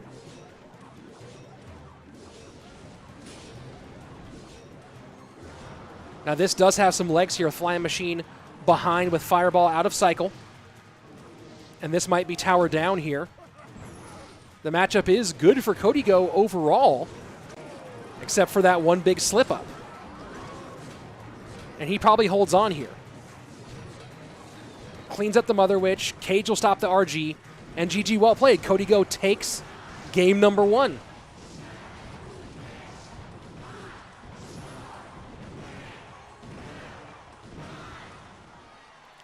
GG, well played.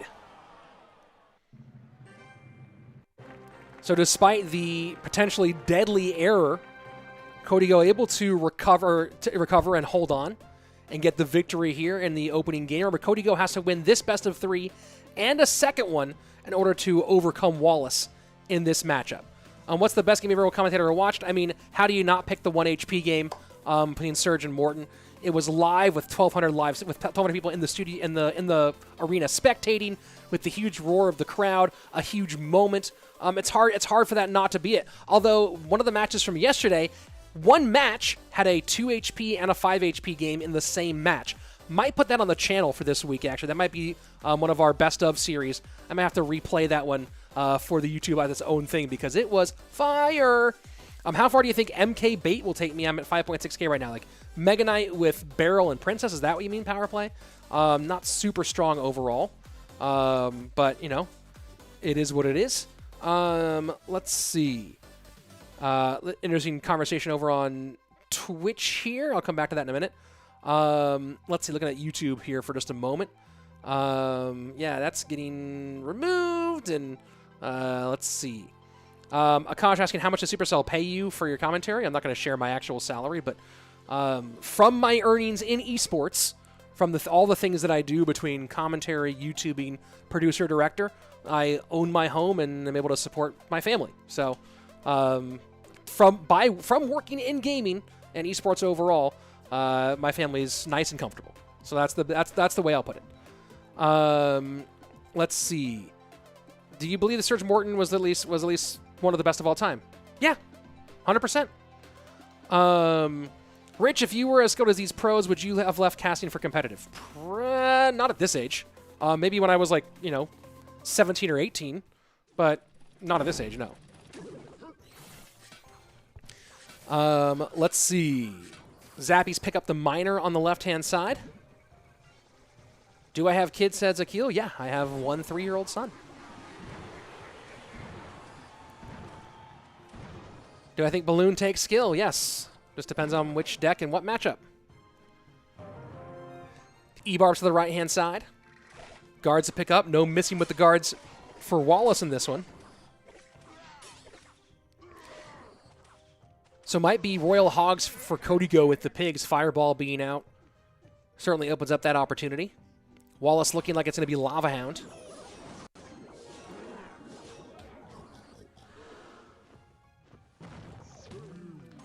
And pigs down in front. Probably running arrows here as Wallace, and that's going to be difficult for him. So Wallace is actually running a very similar lava variant to the one that I'm running right now. And the arrow's not going to be great in this matchup. This is going to be tough for him against the Royal Hogs. Has to be able to pull with the Goblin Cage and then DPS them down. Arrow's not going to be great for cleanup. No slow, no knockback. Doesn't really take them out that hard. Plus the Heal Spirit behind can make that really, really brutal. Anurag saying, how good are guards in this meta? They're good enough that they have replaced most other options in Lava Hound. They're better than Barbs, and they're better than Skarmy in Lava Hound right now. Of course, that depends on the cards you've seen. If you've seen Fireball already, we actually saw the other day using Barb's not a bad idea if you know Fireball's not in the mix. But guards are great right now.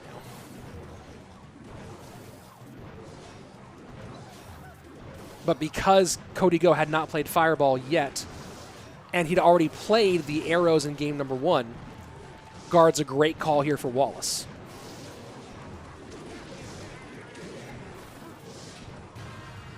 So the big question is now, how does Wallace defend against this set of pigs that's about to come down behind all this? Doesn't have his Cajun cycle. And this is going to be brutal for Wallace. Absolutely brutal for him. Going to get completely chunked up on the right-hand side. And that's the hard part, right? He had to find some way to control the Mega Knight. Didn't have a great Mega Knight answer. So with his Cage out of cycle, there's really absolutely zero answer to those Royal Hogs for him. That's a GG. That's a well-played. Wallace waves the white flag here. Cody Go needed to win 2 best-of-3s, got the first one done, and there we go. So now we're going to run this one back, and that's going to be the that one will be the full-on decider. Saad Ali asking, how do comments pop up on screen? Do I have to donate or something? No, I choose the comments that go on screen. I look at the chat and I go, oh, I like that one. Click, and then it goes up here. So there you go. Let's see. Looking at chat here. Let me look at Twitch for a second, because Twitch appears to be like a bunch of debates about decks, which I don't really need to bring into our overall conversation. But Twitch, I do see you.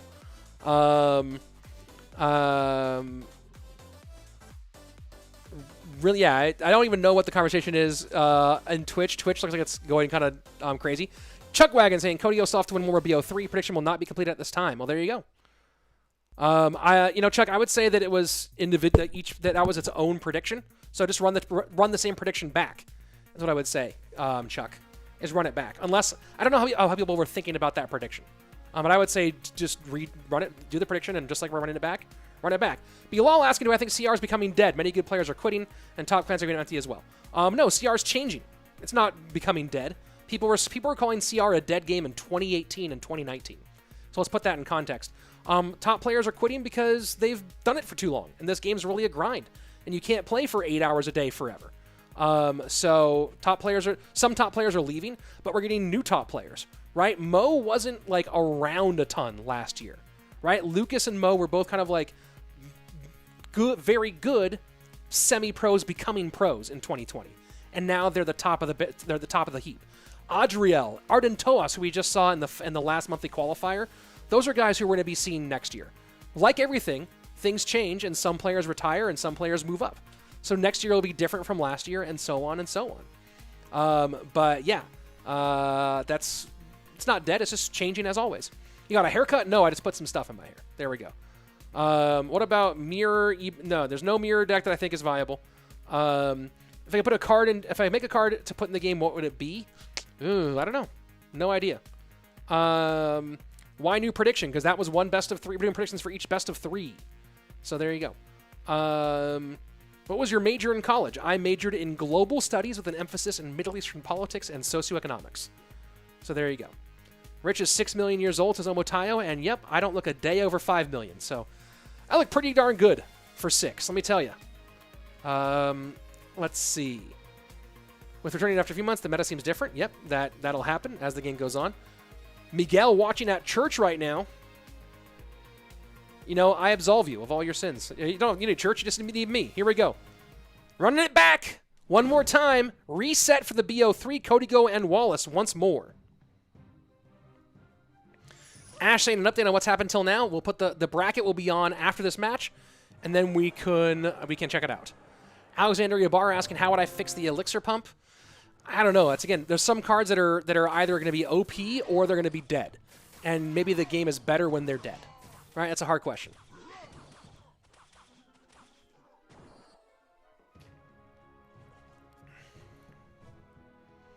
Hitman plays with an interesting suggestion here. Instead of 2 BO3s, what if it's BO3 for the advantage player and BO5 for the lower player? That's interesting, but that's challenging with dual mode.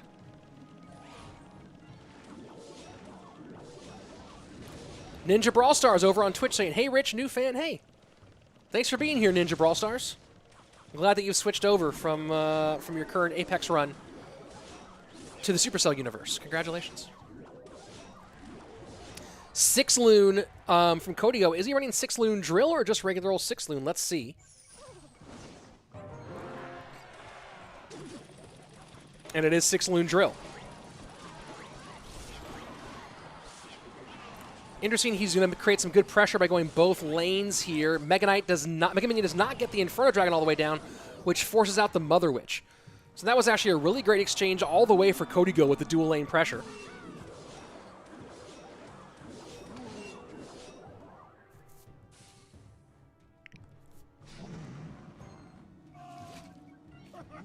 Most underrated player, in my opinion. Right now, it might actually be Higher. Higher's been really crazy good for a very long time, and maybe he's finally getting his flowers. But Higher has been really good for a very long time, just quietly so. Although the run he's on right now with what he did the week before CRL, then winning the CRL monthly final, and then what he's doing right now in the APAC region in the Queso Cup. I mean, Higher might finally be getting the recognition he's deserved for a long time of being a truly elite player. Drill into the right-hand side. Nothing responding to it yet. Log does come down to clean up the goblins, but that's enough to give Cody Go the lead here, 14:02 to 16:04. And Cody Go setting up one more time. This is really difficult. The guard's creating a lot of problems right now for Wallace. They make it really hard for him with both the Fish Boy and with the E-Bars. Both of those are going to struggle here in this matchup, but they have so far. The big hope for Wallace is finding a way to make Cody Go overcommit and then take advantage on the back end. Slight stutter there in the clean feed, folks. Don't worry, we're all good. I'll answer some more questions during the break between games, folks, but for now I'm going to go ahead and pay attention to the game. And then in the break, I'll go ahead and take a look at the chat and try to catch up on stuff in both Twitch and YouTube.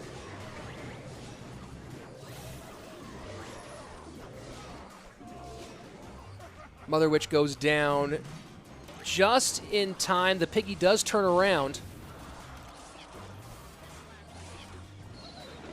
And Wallace does stop that Loon outside of death damage range. Very important stoppage right there. Minute 20 left. And one swipe, one big-time swipe. Every swipe right now is huge for Wallace because it's going to come down right to the wire. He really can't play the RG that I'm suspecting he's playing here because there's way too much to slow it down, to DPS it, and to pull it with the drill as well. So he's trying to find some other way to create damage, although now that he gave up all that on the left-hand side down to 960, he's going to have to RG in order to stay in the game.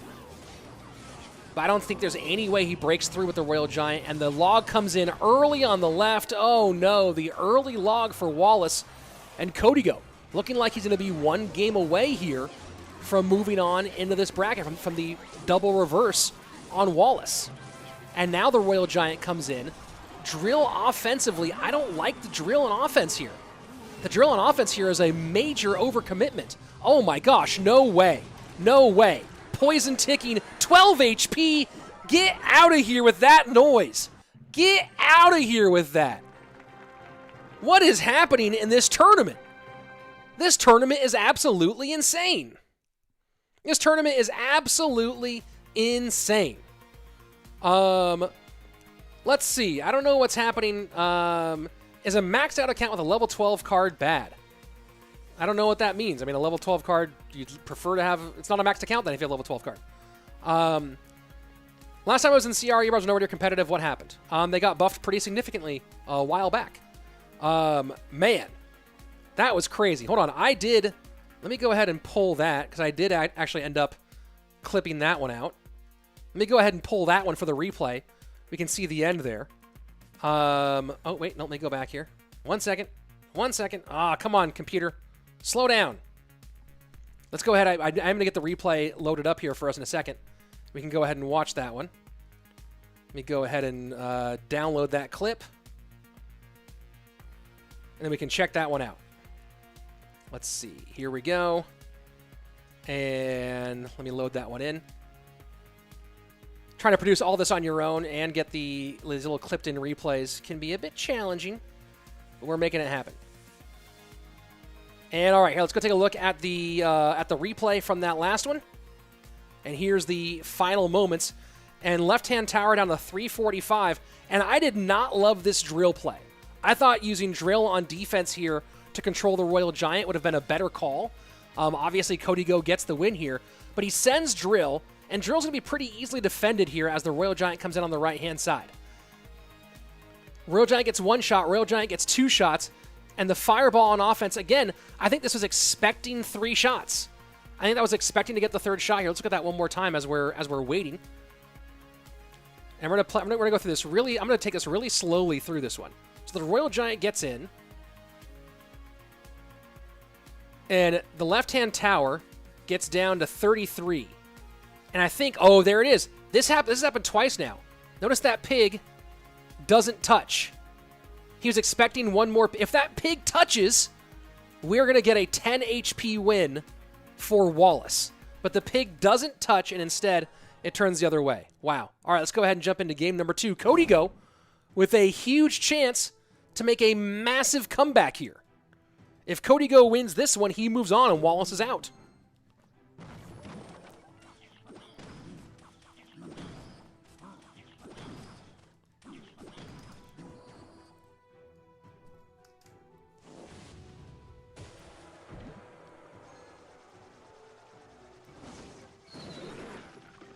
And let's say I'm just checking the, yeah, you know what? I think that's probably, that looks like a troll here, so I'm going to go ahead and do some modding on that one. You're timed out for trolling with that.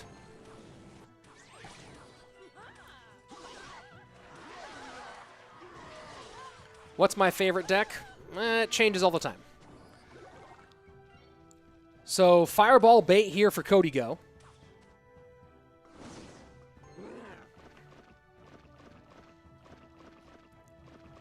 Have I tried D2R? Oh, is that Diablo 2 Reloaded? I played D2 like crazy in high school. Nice Fireball combo here to get that off the board. I have not played Reloaded.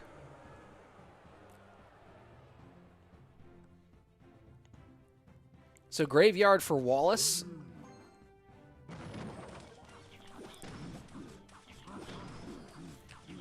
This will be interesting because if Cody Go can get enough damage early, he can win this one. Wallace isn't playing Fireball, so he'll have to poison off the defense.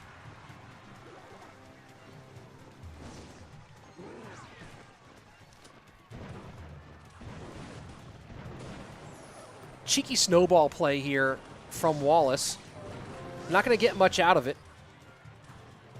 So as the first minute passes, Kodigo has the lead, not by much. And he's going to do his best to force Wallace to spend on defense and not have good opportunities for big graveyard counter pushes. Of course, the deeper this game goes, the harder that's going to be with the higher elixir flow, and you can see that here. Unable to stop the tanking from coming in. Mother Witch in the back. And Mother Witch in this matchup is pretty big for Kodigo. One pig sneaks on by, and it's being tanked for. Keep an eye on that pig on the right-hand side. It is being tanked for at the moment, so it forces the Valkyrie out. Snowball here as well. This is a pretty good counterplay, and Kodigo just trying to spam the bridge right now and get back in this one. 1247 to what's going to be now a whole lot more damage with that fireball in. Flying Machine running through that right-hand tower like a hot knife through butter. And this is a big opportunity for a counter push from Wallace. But here's the problem. We talked about this earlier. People asked about why Fireball Graveyard. This is it right here. He's running Graveyard Poison, had not seen Mother Witch yet. Mother Witch comes out, and this is an absolute nightmare for Wallace.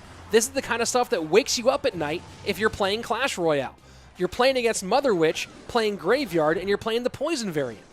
So here you go, 795 to 317. Still super close. Poison cycle now for Wallace. He has to switch off of playing Graveyards, I think.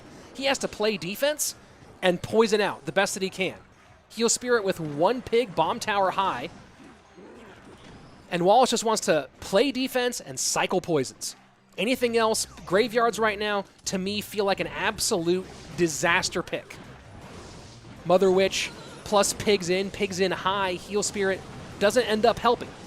And now here we go. And you can see it. This is the right call here from Wallace. What he has to do. Needs Bomb Tower to be in cycle here, and it is. Fireball will help, though, because the Flying Machine is there, and one pig gets on tower, and unbelievable. What a performance by Kodigo. What a performance by Kodigo. Great picking, great play. Kodigo needed to win 2 BO3s against Wallace, and he got it done and moves on. And now Kodigo will be one win away from qualifying for the Queso Cup World Championship. Let's go.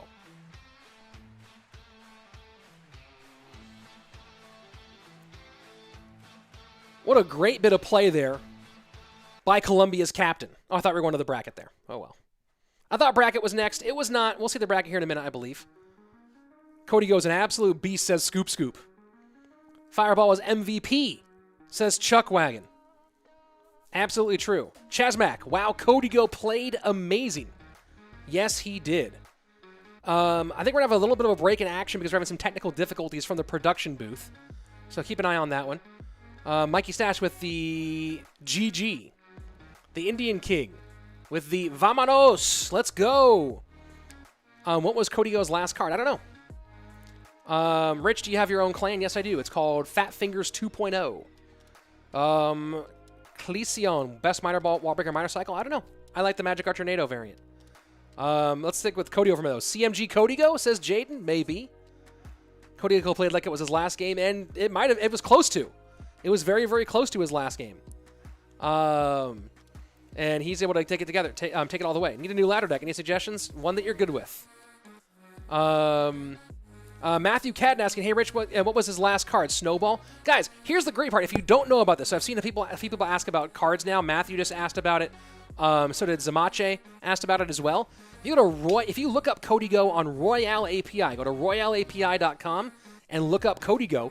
You can look at all the matches he just played and look at his decks. So those are all available on Royale API. There you go. What college did you go to? I went to University of California at Santa Barbara, UCSB. What is my name, says Ash Pro. It's there. It's right there. It's big. It's very big on the screen. It's huge. Did I say what the next match is? Yeah, the next match, I believe, is going to be the winner's bracket final. I could be wrong. It might be the lower bracket final, but I believe that Lucas Samuel is the next match. Let me go ahead and ask that and go find out.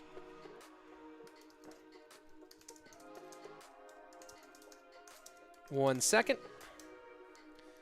Asking that right now.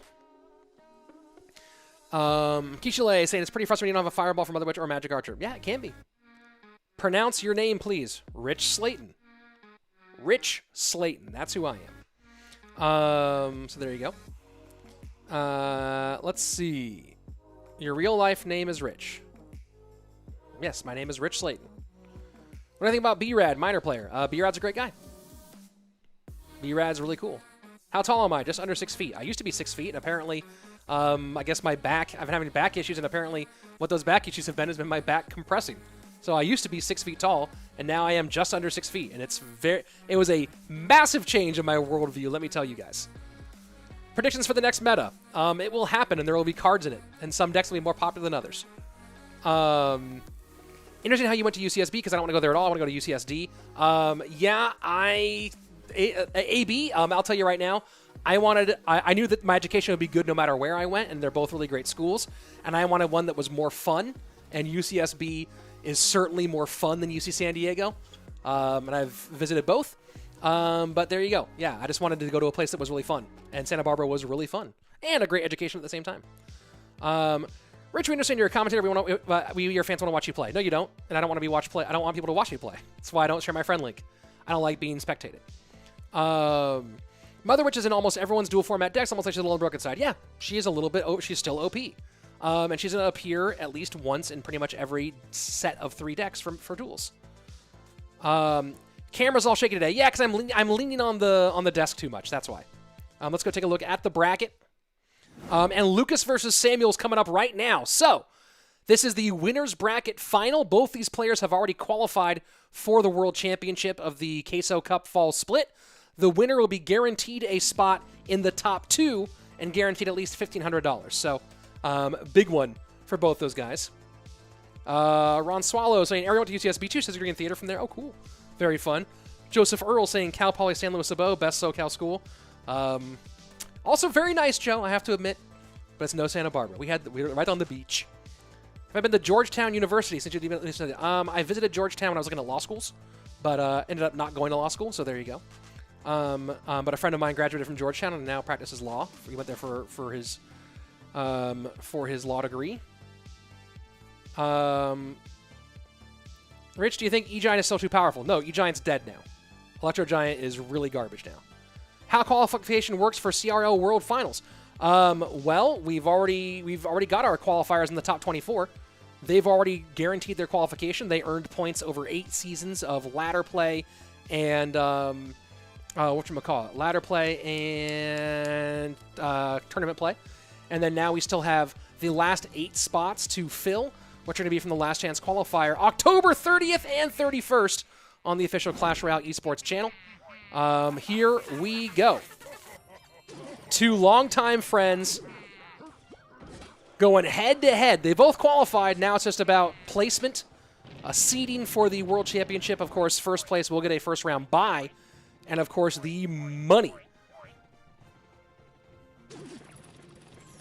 Pranav saying, why are you talking about UCSB being fun while here I'm applications for Columbia, MIT, and NYU?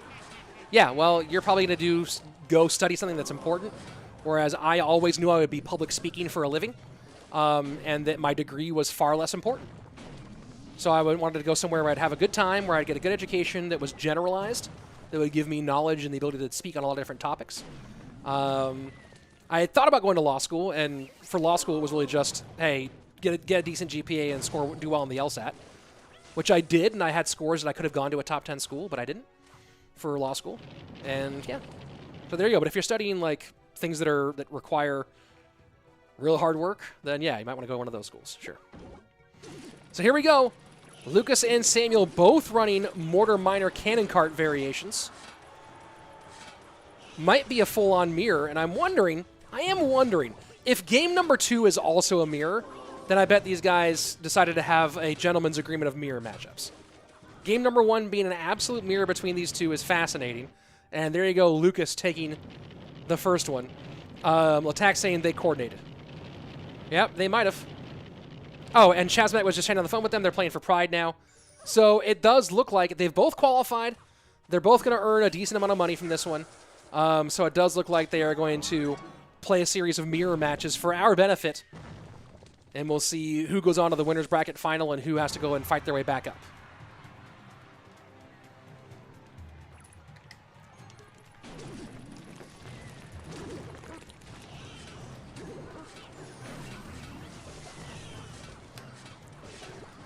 694 on the left-hand side, 1742 on that top right.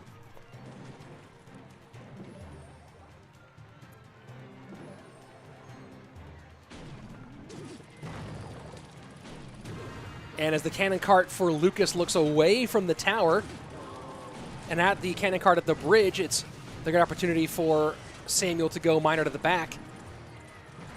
Going to be very hard for Lucas for Wallace or Samuel to recover here after Lucas is this far ahead. And the cannon cart, does it go to tower? No, goes to Lucas's cannon cart. So good save there for Lucas against his friend and teammate. 378 to 1382.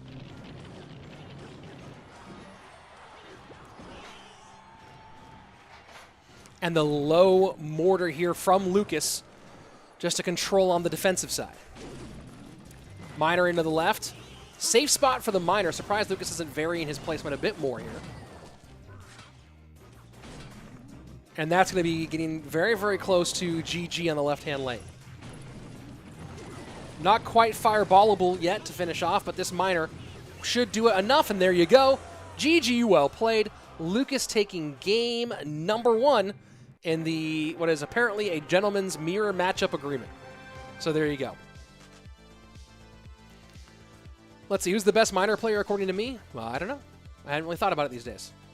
Hacker A saying Tamo going to win? Well, not yet. Not yet. Kelly saying not the first time they've done this. Yeah, they're friends, and at this point, nothing to play for. They've both qualified. At this point, it's just going, hey, who wants to get that first round bye? And we both made some money. So there you go. Let's see. What do I think would be a good deck to be for Rascals? For Rascals Hideout? What's Rascals Hideout? Kishle Burrick, do you BM when you win against a hard matchup? It depends on how the other person comported themselves mostly. Like, my BMing is more about the other person if they BM'd or not. If they did and I win, then I'm gonna hit that button until the phone breaks. If they didn't, I'm usually a little bit more respectful than that. Let's see. Sod saying, mentioning my creator code Rich. Yeah, guys, if you have a chance, go ahead and put code Rich into your Supercell, any Supercell app, Clash Royale, Clash of Clans, Brawl Stars, and that's a great way to support me or any content creator. Let's go ahead and jump into game number 2. Josh Varden with the hello from Utah, USA. BM versus Golem every time, says Kelly Gazzano. Oh, yes. If I play Golem, I will BM the whole way. Derek Shepard saying that gentleman's agreement should be counted as unsportsmanlike conduct. Derek, if this match directly affected some other player's ability to qualify, I would say I totally agree with you. Because it doesn't affect anybody else's ability to qualify for the world championship, I don't really have a significant problem with it. You know, because our other matchup, you know, we have one more. These two players have both qualified for world championships. There's one more player who gets to qualify, but that matchup isn't affected by this. So, there you go. That's my feeling on it. They're still both playing their best, but they're just making it some sort of other agreement. And I guess they're going to showcase more. I thought they were going to go with mirror matches the whole way through. Apparently not. Hatab saying hello from Kosovo. Hello, Kosovo.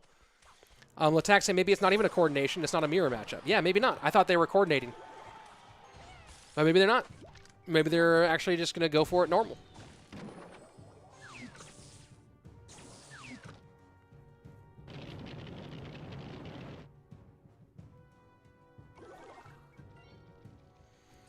Just watching with an old school throw out. Because of Buffaretti, I always say thanks to E-Bar players.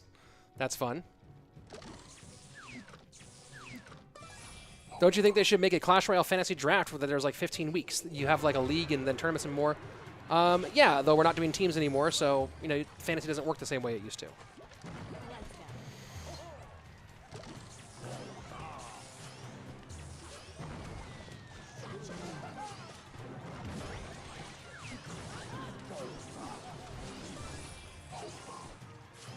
A guy asking who I think from the LCQ will qualify. Personally, the Jupiter King. Well, 8 players qualify, so he certainly could be one of them. I need to look at his group.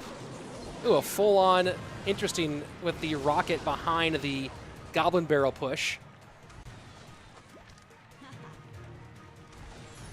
Whatever happened to Buffaretti? Says Gocha. He got a really amazing job that he couldn't turn down. And there you go. Didn't really have time to do content creation anymore after how amazing the job offer he got was. Oh, nice job with the Magic Archer on the double princesses.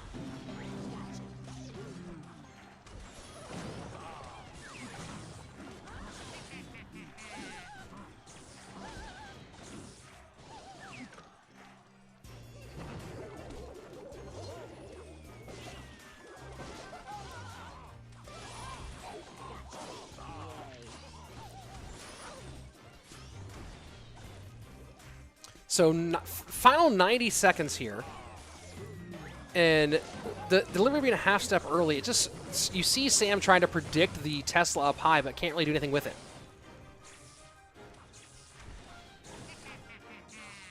And Sam just kind of laughing here because he knows the situation he's caught in right now. He's up against Rocket. The Rocket cycle will be nasty at the end. It's going to be hard for him to break through between Tesla delivery and Valk. He has to hope for a good Magic Archer connection, but probably not going to get it.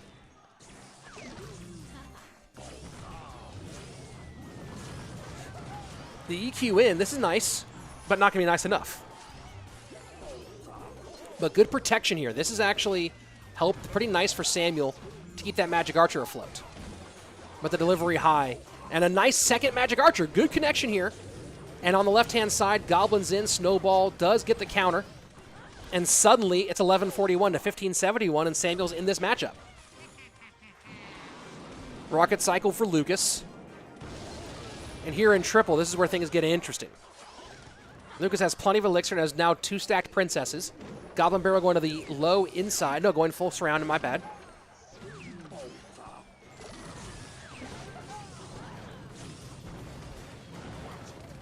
And this feels like the end here. EQ can't cycle fast enough. Magic Archer trying to get some value on the left-hand side. Can Magic Archer get enough? I don't believe so. That's going to be a GG, a well played. And Lucas going to move on to the Winners Championship. Samuel will go down and face the winner of our lower bracket final. They may meet again. We will see.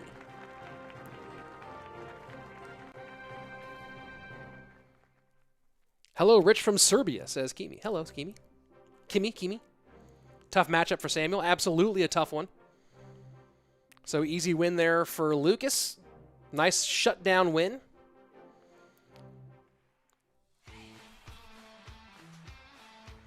And we'll see Samuel go down and await the winner of our qualifying match. Best building. Probably Tesla or Bomb Tower. Chazmac saying they will meet again. Have faith. Well, Chazmac would think that, as those are his players. What do you do when you're on a losing streak? Asked Rahul. I walk away from the game. I take a break. That when I hit my personal best, that was the big thing I made myself do. Was anytime that I lost twice in a row, I just stopped playing and took a break, rather than sit there and try to push when I was in a bad mood. At how many crowns does meta become important compared to learning to play really well efficiently? Well, it depends on what you mean, right? Like, a lot of off-meta decks are impossible to play well and efficiently. And that's why they're not meta. So that's a big part of it. My advice to everybody is find a deck that is coherent, find an archetype that is coherent, and stick to that until you, as you're pushing up, and master that one. Be flexible. You don't have to change out 1 card or 2 cards. Like Hog EQ has been a central meta variant, has been a central meta archetype for a long time. The specific variant has changed 1 card or 2 cards here or there. But I would certainly pick an archetype, focus on that archetype like crazy, and then be flexible with some changes to it. But I think and pick an archetype that actually has some, like I said, pick an archetype, not just whatever thing you started playing when you were at 4K and you leveled the most and now you have. You got to learn that and then be able to learn how to play it and play the matchups with it. Let's see, what else do we got here in the chat? Love the 80s music. Thank you, Prashant. I do appreciate it. What's my favorite card? Ice Golem, obviously. Rich, how you end your game when you are going to? I don't know what that means, but I end my games. When I'm not playing well, I just stop playing. My longest win streak on ladder, I don't know, but long enough to make 66. Some love from Turkey, cool. Let's see, some celebration for Lucas. And let's see, our next matchup, can we see the bracket, please? 1 second, gonna go ahead and ask that. How do you see the groups for the LCQ? You can, Royale API tweeted them out. Let me see let me go look at Royale API news. I think that's what tweeted out was their news account. Let me take a look. Royale API news, nice glasses, says XYZQ. Thank you very much. Let's see. Yeah, here we go. Here is the last chance qualifier graphic from. Let me go ahead and throw on our bracket. This is the graphic of the last chance qualifier from Royale API, if you want to go look at that information on Twitter. And here you go, looking at our bracket. Lucas is now in the winner's bracket, is now in the overall grand final.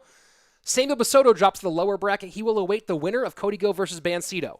So Cody Go and Bansito are playing an elimination game. The loser gets $500, but they are out of the tournament. The winner guarantees themselves $1,000, a spot at the World Championship, and then, of course, a chance to play Samuel to attempt to win the LATAM region and move on and face Lucas as well. So there you go. That's the stakes right now. Cody Go versus Bansito. Winner qualifies for Worlds. Loser leaves town. And, of course, the winner then will, of course, play Samuel Bassotto. Prashant saying you're the first Caucasian to pronounce my name correctly. I've known many Prashants. So there you go. Let's see. You suffered disc bulge. That's something going. There's something in my back that's not doing well. Have I seen an Eric Andre show? Yes. Is it a whole different meta during LCQ and CRL Worlds? No, it's the same. We've had the last balance update of the season. So there you go. Love the reflection off the glasses. Thank you. GC is much harder than top 10K. Maybe harder than top 10K, but not harder than top 200. But, who knows? Let's see. Dude, honestly, I don't know how to play this game, says Andrew Hand Sanitizer. Well, here's the great thing, Andrew, is there are lots of resources to help you get better at playing this game, whether it's watching pros play at a high level, whether it's going to YouTube and checking out some great advice from a number of excellent YouTubers. There are tons of ways for you to get better. What's my favorite archetype? Cycle. I personally play a lot of minor wall breakers. I always keep one Hog EQ game in my Hog EQ deck in my deck pool. I used to play more Loon Cycle. Don't play it as much anymore. Why don't you enter a cup yourself? Says Skywalker Toaster, because I'm not that good. Shashank Tiagi saying, please pronounce my name. I want to know how you do it. Shashank Tiagi, I think is how Tiagi. That's the best I got. Alexander Ibarra saying, Rich, are you famous when you go to grocery shopping? Do people recognize you? No. I'm not that level of... my fame does not extend to I get recognized at the grocery store level.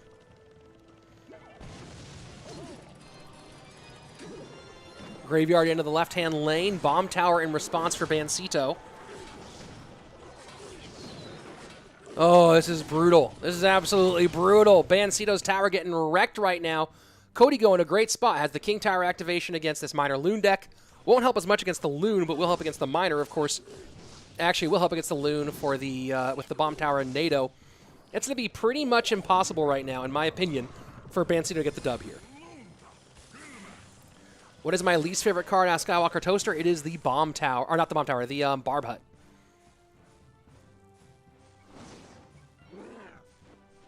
Kelly Casado asking, back is a jiu-jitsu injury? Actually, my back is a rowing injury from when I was 14 that just has never... I mean, jiu-jitsu didn't help, that's for sure.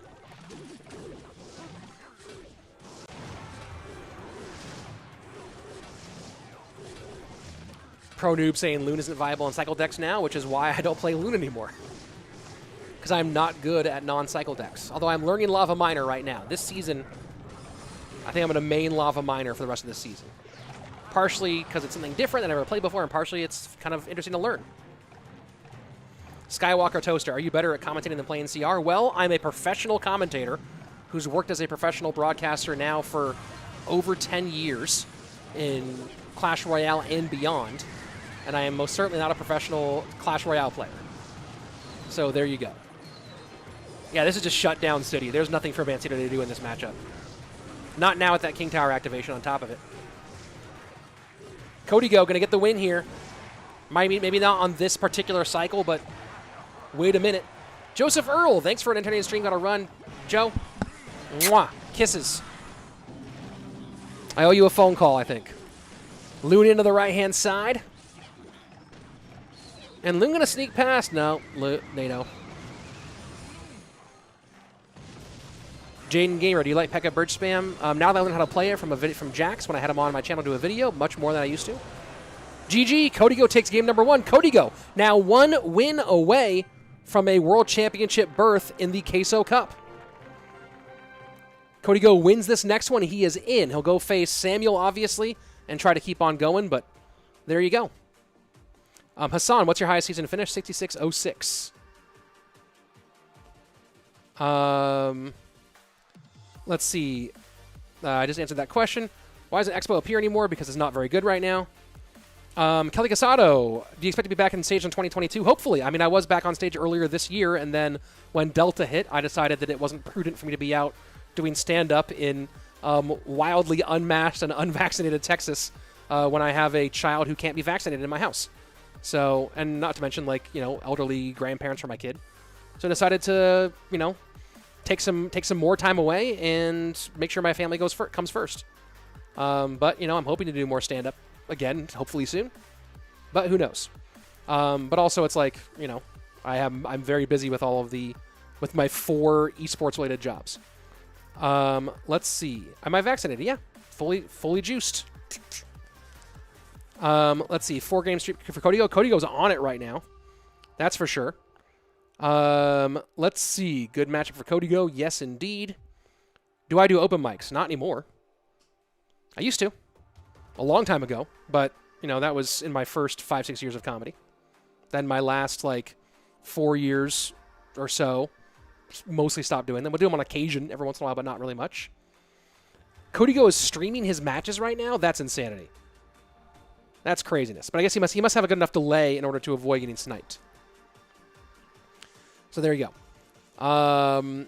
Let's see. Best deck in your opinion right now? I don't know if there's a best deck specifically. How much money does the winner take home? So, Wessel, good question. In this particular event, first place gets $2,000, second gets $1,500, and third gets $1,000. Fourth place gets $500. But the more important thing is the top 3 move on to the World Championship, where we get into the bigger chunk. I believe the grand prize here is $15,000 at the end of the Queso Cup World Championship. So there you go. What does open mics mean, says Akash? Open mics are shows where anybody can sign up to perform. So in stand-up comedy, when you first start, a lot of it is going to a coffee shop, a bar, a restaurant, somewhere where someone has put together an open mic, and there's usually a list. And you write your name down, and when they call your name, you go up and perform. It's a place where new performers first get started and learn how to do the basics. They exist for comedy, for music. More important for comedy than music.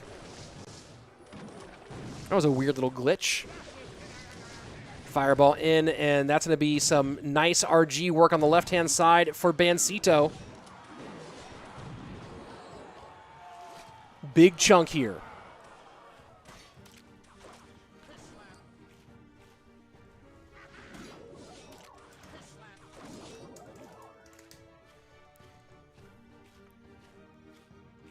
.90 seconds left in regulation time, and Bansito does have the lead. 1374 to 1910.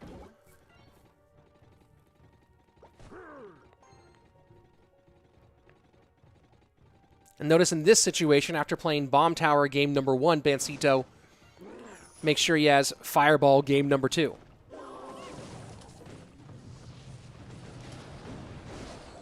So making sure he was staying ahead of some sort of pig situation, although Fireball at the bridge for the Skelly Dragons means he has to overspend a little bit here, because that Dark Prince is going to get the shield taken off by this cannon cart. So this actually works out pretty nicely for Cody Go in this specific exchange. He has to be careful not to stack here. And the second little... There's been some challenges, folks, coming from the clean feed. I know that they're having some technical difficulties in the studio.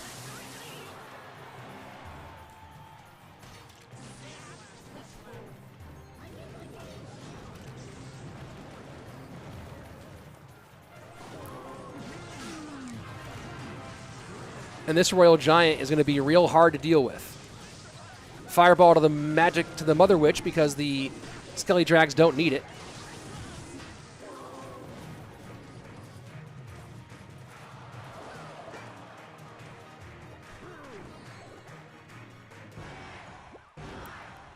Bansito just has not found a way, or sorry, Kodigo has not found a way to get into the second level for a while. Momentum has been all for Bansito, and it's been pretty easy going controlling the Mother Witch and the Skeleton Dragons without giving any real significant Royal Hogs damage.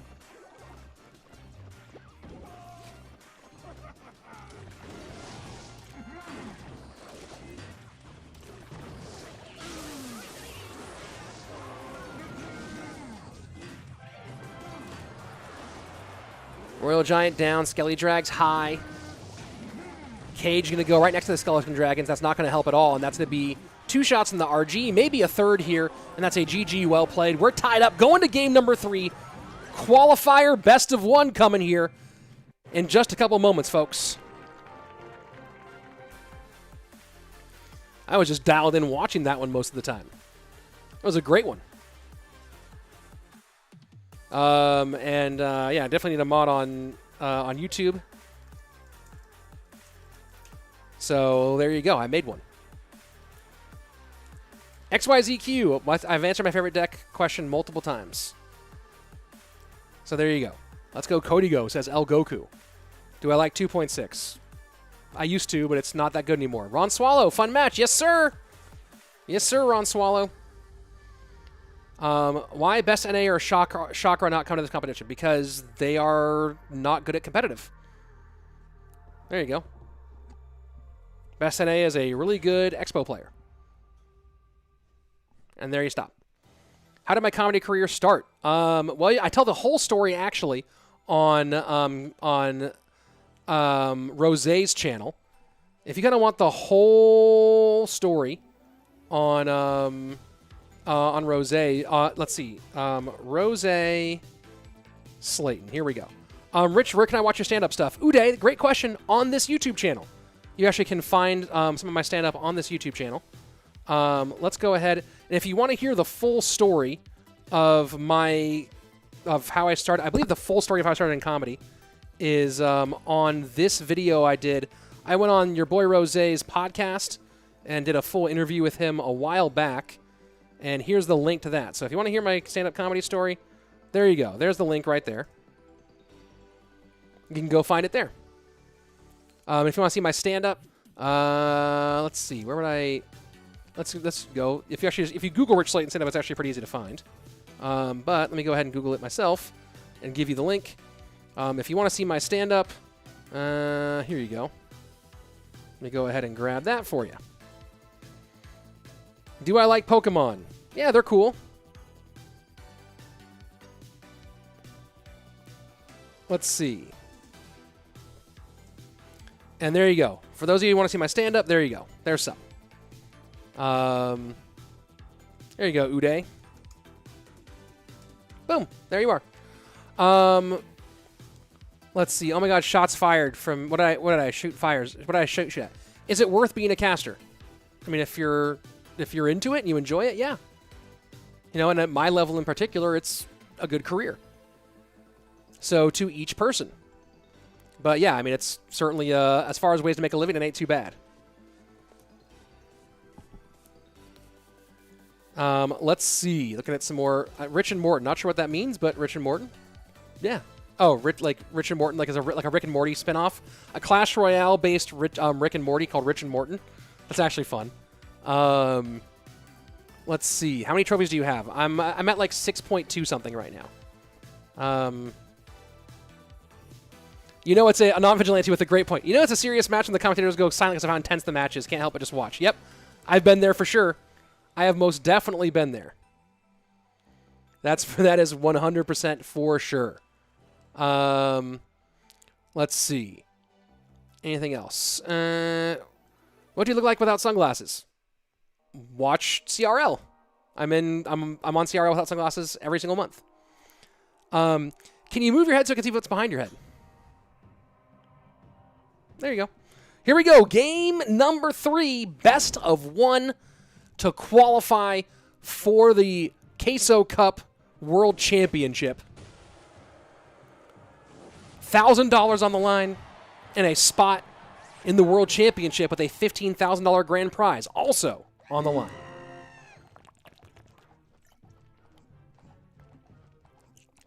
Have not seen much Ram Rider. This might be the first Ram Rider we've seen today, I feel like.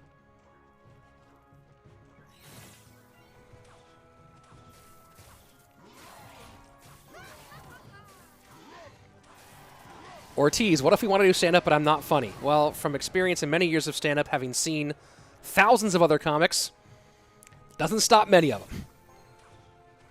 Zappy split behind King Tower. It's looking like Bansito going pigs and Cody Go going most likely the Mega Knight variation. He could be going P.E.K.K.A., but if he's going Mega Knight, Fireball, Snowball, Zappies up against Royal Hogs. If he's not running Mega Knight, I'll be kind of surprised just because he hasn't seen Royal Hogs yet.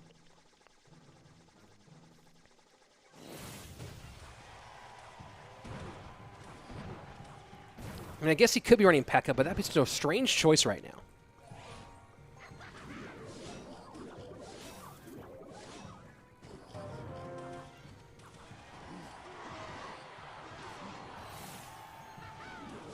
Very slow start in this one.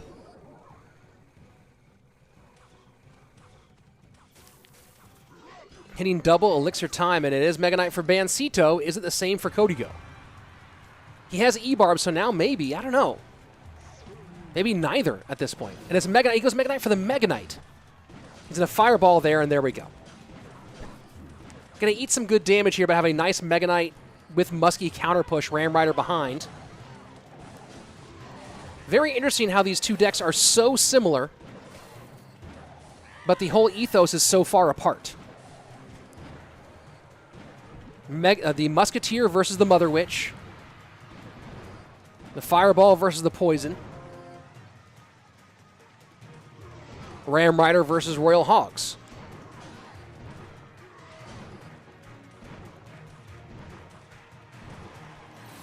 (1998 to 1765).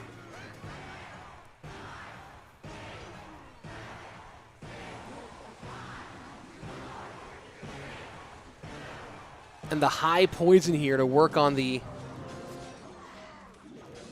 push to the right-hand lane. Pigs in. Fireball should be coming. No, decides to hold off on the Fireball here. Cody Go trying to save some elixir and turn into something really big, and now he'll get dual lane pressure. Mega Knight has to come out to the right-hand side for Bansito, and it comes out but misses the leap. Doesn't matter, not going to get any real damage here. And does this Mega Knight pull? Yes, it does. It pulls the Mega Knight of Bansito into the middle. I feel like even though Cody Go is behind on damage, it feels like he's starting to get the momentum his direction. That could change all right here. E-Barb's down, Snowball making some room. And that Mega Knight leaping in is going to be real rough for Cody Go. Bansito might be about to take this one.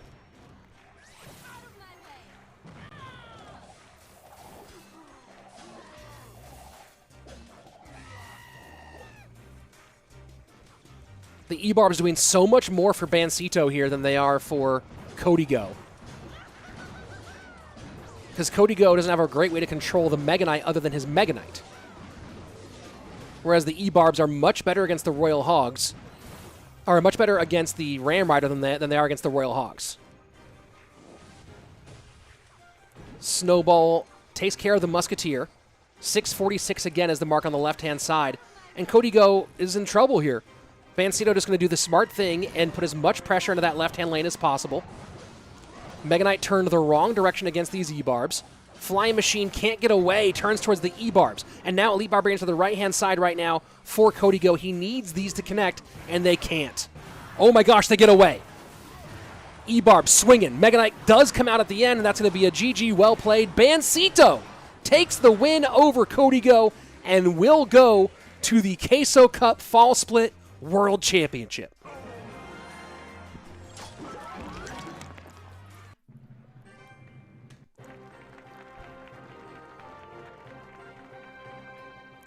What a good game there for Bansito. You gotta hate having Fireball and Mega Knight and not being able to shut down Royal Hogs. And honestly, it was because Cody Go didn't have another answer for the Mega Knight. So he had to use his Mega Knight on the Mega Knight. Ooh, boy. So it's going to be Bansito versus Samuel Bassotto up next. They have both qualified. The winner of that will move on and face Lucas in the grand final for the LATAM region. So your finalists, your world representatives for the LATAM region, for the LATAM region, Lucas, Samuel, and Bansito. In what order and with what money, we'll find out soon. McDonald's Sprite asking, what do you look like without sunglasses? I think I already said that. Go ahead and watch CRL. Happens all, or check out my Instagram or me on Twitter. Although I wear sunglasses on Instagram all the time too, though. Let's see. Who's your favorite ladder player besides Anaban Snipe? I'm not a huge ladder fan. I prefer competitive. Let's see. We might get Samuel and Lucas back again in the grand final. There you see what one or two Morrow with one or two small differences in deck can do. Yeah, absolutely, absolutely huge difference in what that can do. Guys, as we're waiting for our next round, wait, did I delete that accidentally? Oh my gosh, I actually deleted that. Hold on. Oh, I deleted that. I'm a ding dong. Hold on. Give me 1 second, folks. Let me go to, I think this one actually might have that. Yeah. Copy it from here. I deleted one of my hotkeys. Let me go back and go there. Let me go ahead and put that right over. Come on. Come on. There we go. Right over here. There we go. Guys, while we're waiting here for our next one, if you do like what you're seeing at all, in any way, hit that subscribe link in the chat. Pushing on the push right now for 40K, and of course, hoping for trying to make 50 by the end of the year. But this is the place where I can bring you tons of cool Clash Royale competitive content. And the more the channel grows, the more I can focus on bringing you this kind of stuff and less on like working like a regular human being, right? So the more we're able to grow this channel, the more cool stuff I can bring you. I'm doing a lot of competitive content here already, and I'd like to keep growing with you guys. So the easiest way to say thank you or to help us grow is to become part of the family yourself. Here we go. Semi-final matchup. Winner goes on to face Lucas in the finals. Bansito versus Samuel Bassotto.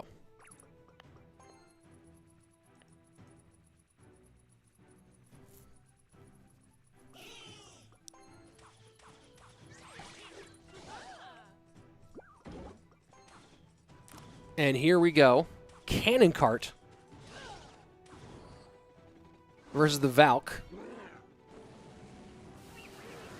So Samuel, maybe minor wall breakers Cannon Cart here with the bats and the spears.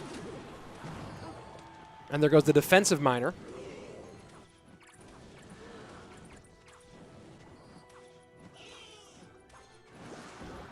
And a nice send on the opposite lane when the Lava Hound comes out. Look at that. Lava Hound comes down from Bansito, and immediately Samuel just goes, I'm going to take this right-hand side. This is mine. I don't know how he saves this left-hand side. And he might have to sack here. The E-Spirit Fireball, wow. Wow. I think he goes back to Spears again. Yep, there we go. Miner into the Spear Goblins. This is a nice little chess match here. E-Spirit to clean up. And that's why Samuel Bassotto is Samuel Bassotto. This is why Samuel Bassotto is Samuel Bassotto.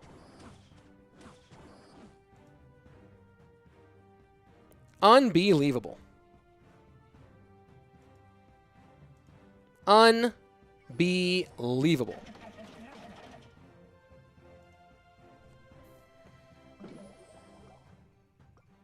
I mean, that whole defense, I should have clipped that defense. That whole I was too focused.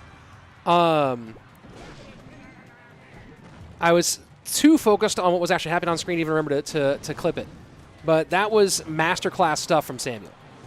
Saw the pressure, took the opposite tower, and then with so little elixir and so little to work with, shut that down with perfect defense.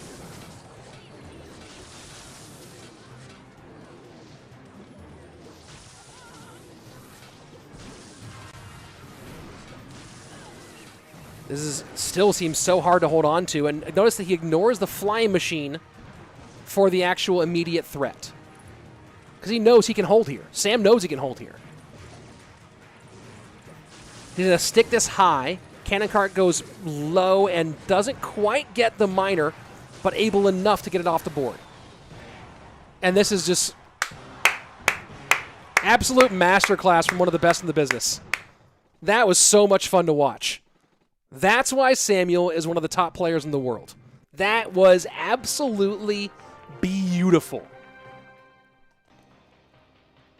Unbelievable.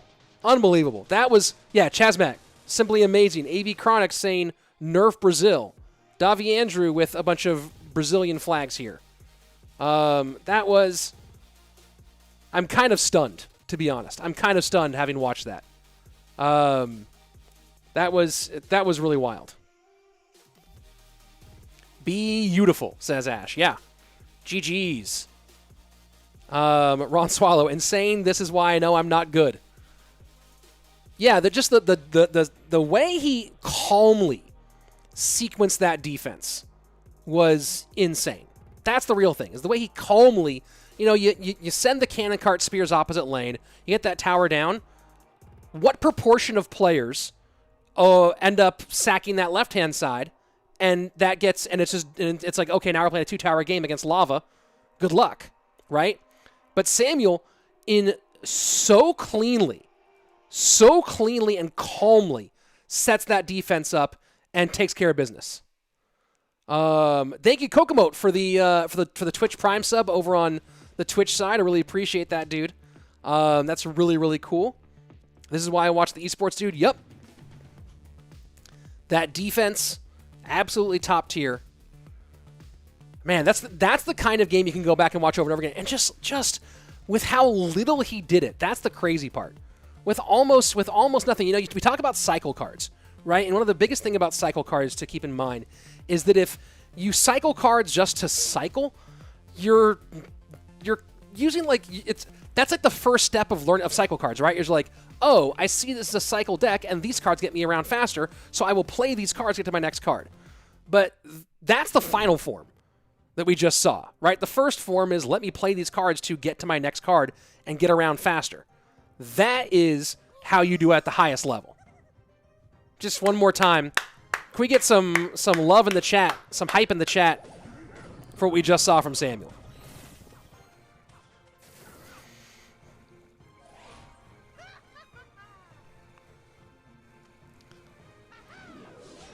So probably piggies on both sides, what we've seen. Chazmat Gaming with some CMG hype. And yes, we are linked live inside of the Clash Royale app if you want to come watch here. Some of you might have come here to the YouTube stream for that.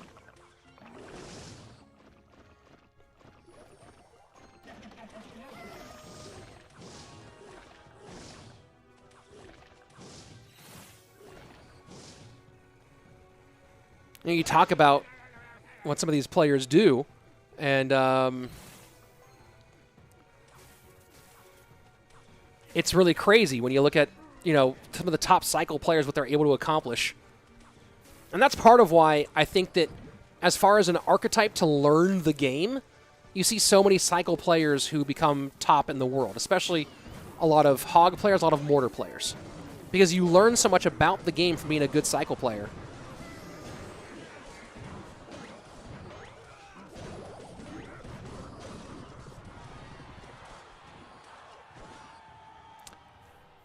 .15 seconds left before double elixir, and Bansito does have the advantage here. Has a lot of splash, too, which will be very helpful against these recruits. Mega Knight not in cycle, but it's E-Barbs instead.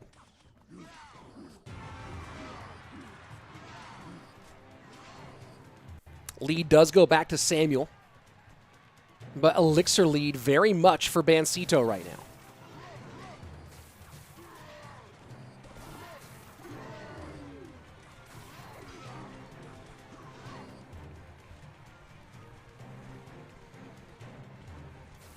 Three split for the recruits.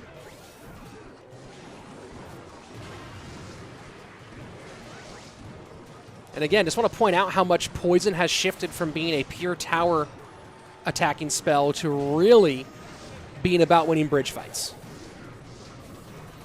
If there's one thing that really is different about Poison and its application since the slowdown, it's how much we see it used to control troops in the middle of the field. 3-3 one more time for Samuel.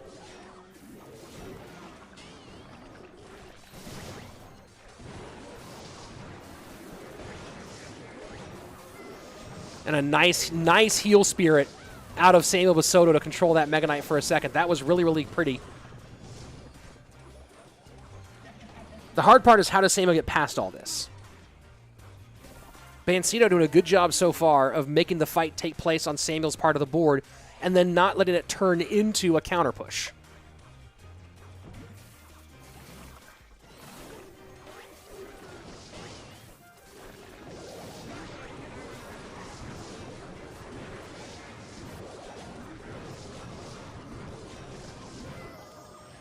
This Mother Witch might end up being a pretty critical factor in this matchup. One piggy does escape to the left-hand side, plus one Mother Witch pig, and there you go. This is what I'm talking about right here. Mother Witch still alive, getting on tower, and absolutely chunks it. Down to 6-10 with the final minute triple elixir, and this is going to be really hard for Samuel to get past this. No building the pull, which is good for him. But look at how much the Poison controls his push on the right-hand side, and then Mega Knight controls on the left. And now Bansito just going to say, hey, play this game right here.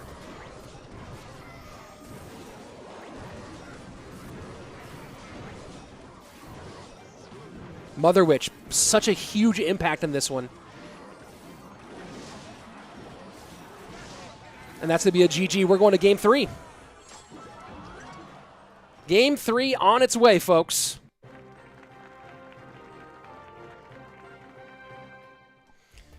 Judgmental saying, who are the players you think is going to peak towards finals, all regions included? I don't know. Hard to call. Let's see. Julesy. Over in the Twitch chat. Now the obvious pick for Bansito would be RG Hunter, Fireball, and then GY Snowball, Arrows, or Bridge Spam from Bassotto, I guess. Let's see. Hold on, give me 1 second here. One moment. Let's see. Hard one for Sam, says Little Platypus. Hope he wins the next one. Yeah, we'll see.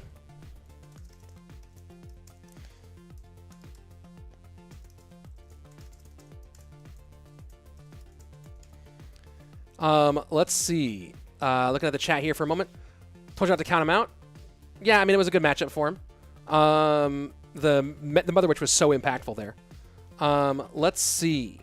The Mega Knight's still OP as heck. Too much health in my opinion. I don't think Mega Knight's OP right now. Judgmental. What was your question? Who are your players going to peak towards finals? I haven't. So you said it's a better player podcast knowledge of the game. I don't know who's going to peak towards finals.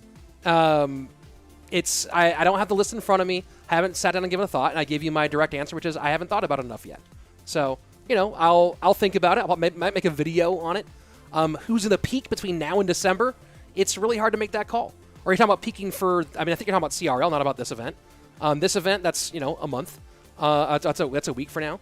Hire's having a good run right now, but maybe he's peaking early. Who knows? But I'll make some content about it. But it's still September. World Finals is in December, so there's so much road to travel, and I'm not going to give an answer that I haven't thought out. Really well. So there you go. Here we go. Game number 3.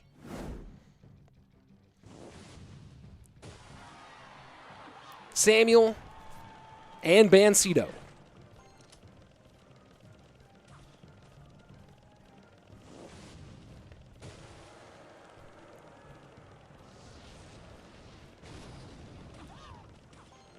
I think this dual match format is mostly about matchups, and everyone top tier players so good at matchups is what makes you win, says Shashank. I mean, yes and no.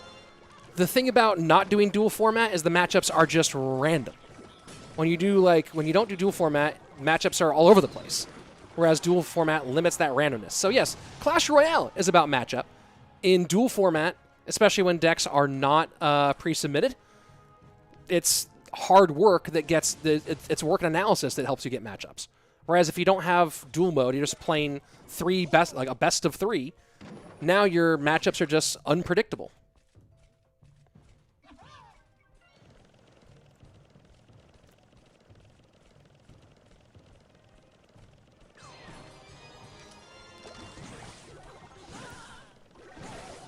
Graveyard into the right-hand side.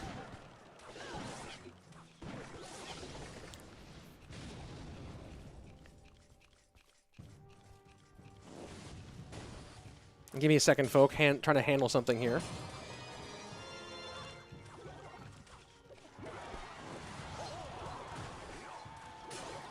Man, I'm getting spammed on YouTube by a real dirty bot.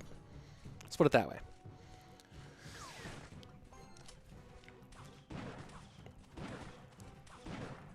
Musketeer to the right-hand side to defend its graveyard for graveyard. Guys, sorry, I hate that this is the moment where I'm kind of distracted by trying to handle some chat stuff. But I'm getting spammed by a pretty nasty... It's not showing up because my filters are good enough on YouTube, but it's kind of ruining my ability to look at the chat here on YouTube.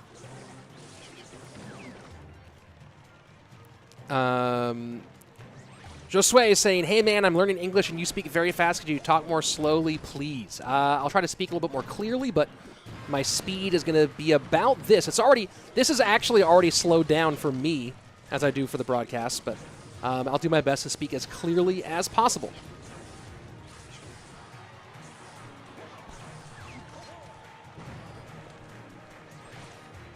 GLD GMR saying, they allowed to use the same card twice? No, this is dual format, DUEL format, which means that you are not allowed to play a card more than once in a given best of 3. Tesla high on that right-hand side.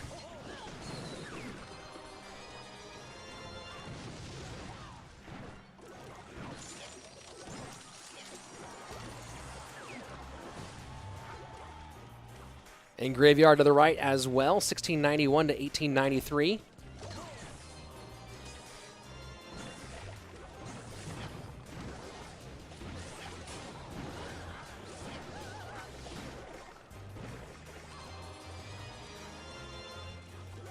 This freeze is interesting as a choice from Samuel, and that's a huge moment for it. Snowball comes out, but look at the snowball behind to slow everything down, and boom, boom, boom, boom, boom! There you go. Samuel Bassotto takes out Bansito. And there you have it. We will have a rematch of Samuel and Lucas in our grand final.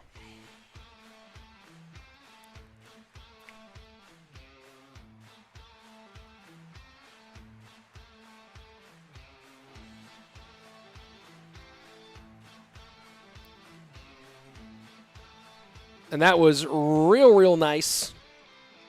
Guards are certainly pretty strong right now, as Jules is saying Sam Bansito has nothing for guards on GY. Absolutely true. And Sir Tag in the building over on Twitch. Hey. Hey, Tag, do you want to join for the grand final? I actually almost DM'd you earlier today. Hold on, let me switch back here. Let me put Sir Tag back on here. Hey, Tag, do you want to come and join for the grand final? I actually was going to DM you earlier today. And then I was like, oh, it's too late of notice. But I'd love to have you come and join for the... Jules is not available. And Chazmac and I can work something out for a future time. But let's see. Yeah, that was a whole lot of fun. Oh, great. Hold on. I'm going to DM Tag, and we're going to get Tag on here for the grand final matchup. Give me 1 second here. And, yeah, maybe Chazmac and I will work out something for another day. Obviously, there's moment by moment that works.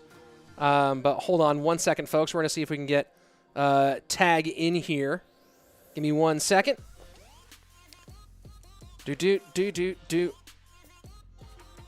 I'm getting myself set up for a guest.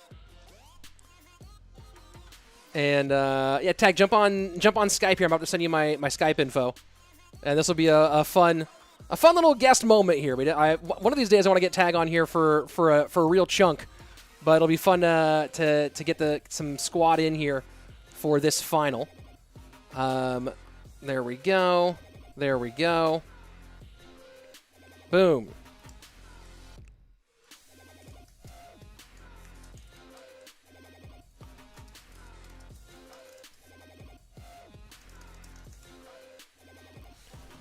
And this will be a good time here. I've not had a chance. I don't think we've had a chance to speak since CRO World Finals a way back. So it'll be nice to get Tag in here for the end. And yeah, maybe we'll work out something with Chazmac for a future event. I heard he's got some stuff going on. Let's see, Joseph Earl with the $1 super chat. Thank you, Joe. I will spend that 99 cents on a long distance phone call in 1999. Hey, Rich, was dual format a CR idea or was it an idea given to them? It's genius. It was, and let's go ahead. I'm going to go ahead and try to get this call going here very quickly so we can get going. That was an idea. I believe that was Seth concept. And hold on, let me go ahead and unmute my desktop audio. And guys, joining us as a guest for the final match of the day. I know I'm excited. You're probably excited too. One of the all-time great streamers and YouTubers in Clash Royale. Please put your virtual hands together for Sir Tag. Dude, so it's so cool we're able to actually make this happen here on last second for the last moment. Yeah, that's pretty crazy. Thanks for having me on. Hold on, let me go ahead and get you the clean feed. I accidentally opened up my my Final Cut as I was trying to get you the clean feed. So let me shut it down so I don't crash my entire computer with it. I'm trying to run Final Cut and my stream at the same time. And I think we're up. So let me go ahead and get you this clean feed link ASAP. And yeah, my computer is hating me right now for doing that. Here we go. And I'm gonna DM you the link right now in Sounds Twitch. Good. Boom, there's a link for you on Twitch. Yeah, it was a little lag because I accidentally opened up my my Final Cut, but here we go, guys. Grand final. Now, as a reminder, Lucas was in the winner's bracket, which means that Samuel Bassotto would have to win twice to be the champion. So, because Lucas has the extra life to give. So here we go. Brazil versus Brazil. Chazmac Gaming versus, I believe, Chazmac Gaming, right? Aren't they both CMG? Yeah, they are. Ooh, and it looks like there's going to be two really strong cycle decks. And this cannon cart deck actually just recently came into the meta. It has been played by almost everyone. Either it's going to be Snowball plus Log or Fireball plus Log. And well, yeah, we'll see which one Bassotto is going to be running. I think most of the time it's going to be Fireball or Poison, but I have seen people crazily enough run Snowball with it too for a faster cycle. Lots of options, and just to make sure we're all synced up, I'm at a minute 32, 31, 30, 29, 28, 27. We probably should be pretty close by now. I'll give you a time check here in a moment if we need to. And Tesla doesn't get the Mother Witch because of the piggies. And at the moment, it is Samuel with a pretty significant lead, and Lucas playing from behind with this minor wall breakers variation. Log and Fireball will be sufficient against those pigs, but that is a -1 trade every time. Yeah, I've been noticing that a lot of times when you go in for the Fireball on the pigs, there's still a little bit of it left over. So even if you Fireball on pigs, it's not a hard counter. Usually you'll have to drop like an Ice Spirit or Skeleton. So worst case scenario, you're going to be dropping a 5 elixir investment for 5. So I think that Fireball isn't really a hard counter to pigs as most people would think. Yeah, it's one of those things that you kind of want in a pigs deck, but it's almost more because of the support around a pigs deck now than the pigs themselves for a certain degree. Mm-hmm. And you're seeing Samuel split the pigs every single time because he knows that the Tesla's going to be dropped in the middle anyway, so he just wants to immediately get on top of it. So here we go into our final 30 seconds. Sudden death overtime, very, very close, and at the moment it has still been Samuel in control the entire time.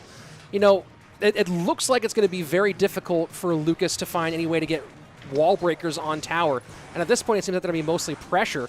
I mean, does it seem to you like it's going to require more of an error from Samuel than an outplay from Lucas at this point? Yeah, I think that Samuel it's going to be hard pressed for him to ever go in for a wall breaker's connection because the Goblin Cage is going to consistently give counter push. So then, like, the elixir advantage will never be there for Lucas. So yeah, we really need Samuel to make a misplay here. Pig split at the bridge one more time. Minute 45 remaining as the Tesla picks up in the middle. Mother Witch surrounded by the bats, but does turn around and turn at least one pig around. Miner does go to the back on that left-hand side, but it's the right-hand side that might be a bit more compelling here, but it does get picked up by the cannon cart as we have 90 seconds left. Yeah, it's crazy how much pressure you can apply with Skeleton Dragons and Cannon Cart. Like, even if you Fireball and remove the Cannon Cart and it's still alive at the river, you can't necessarily, you know, stop it. It's still going to protect the Mother Witch, which is really, really annoying for Lucas there. Sets up one more time, and Samuel now with pressure on the right-hand side and uses the wall breakers almost a tank for the Miner for a second, but Samuel certainly ahead of Lucas on that one. Skelly's to pick up pretty easy for the Miner. Cage for the wall breakers, and things going bad to worse here in the triple elixir period. What do you think about the Fireball variation compared to the Magic Archer one from Lucas? You see that he's electing to use the Fireball one. Have you seen the one with Magic Archer, Tornado, Log that often? I play the Magic Archer variation. I prefer it to the Fireball variation, and it's because there's so often when you think about minor wall breakers and you have a win condition and a half, right? But wall breakers, it's often so hard to get them anywhere near that tower, and game number one does go to Samuel. 1 of 4 he has to win here.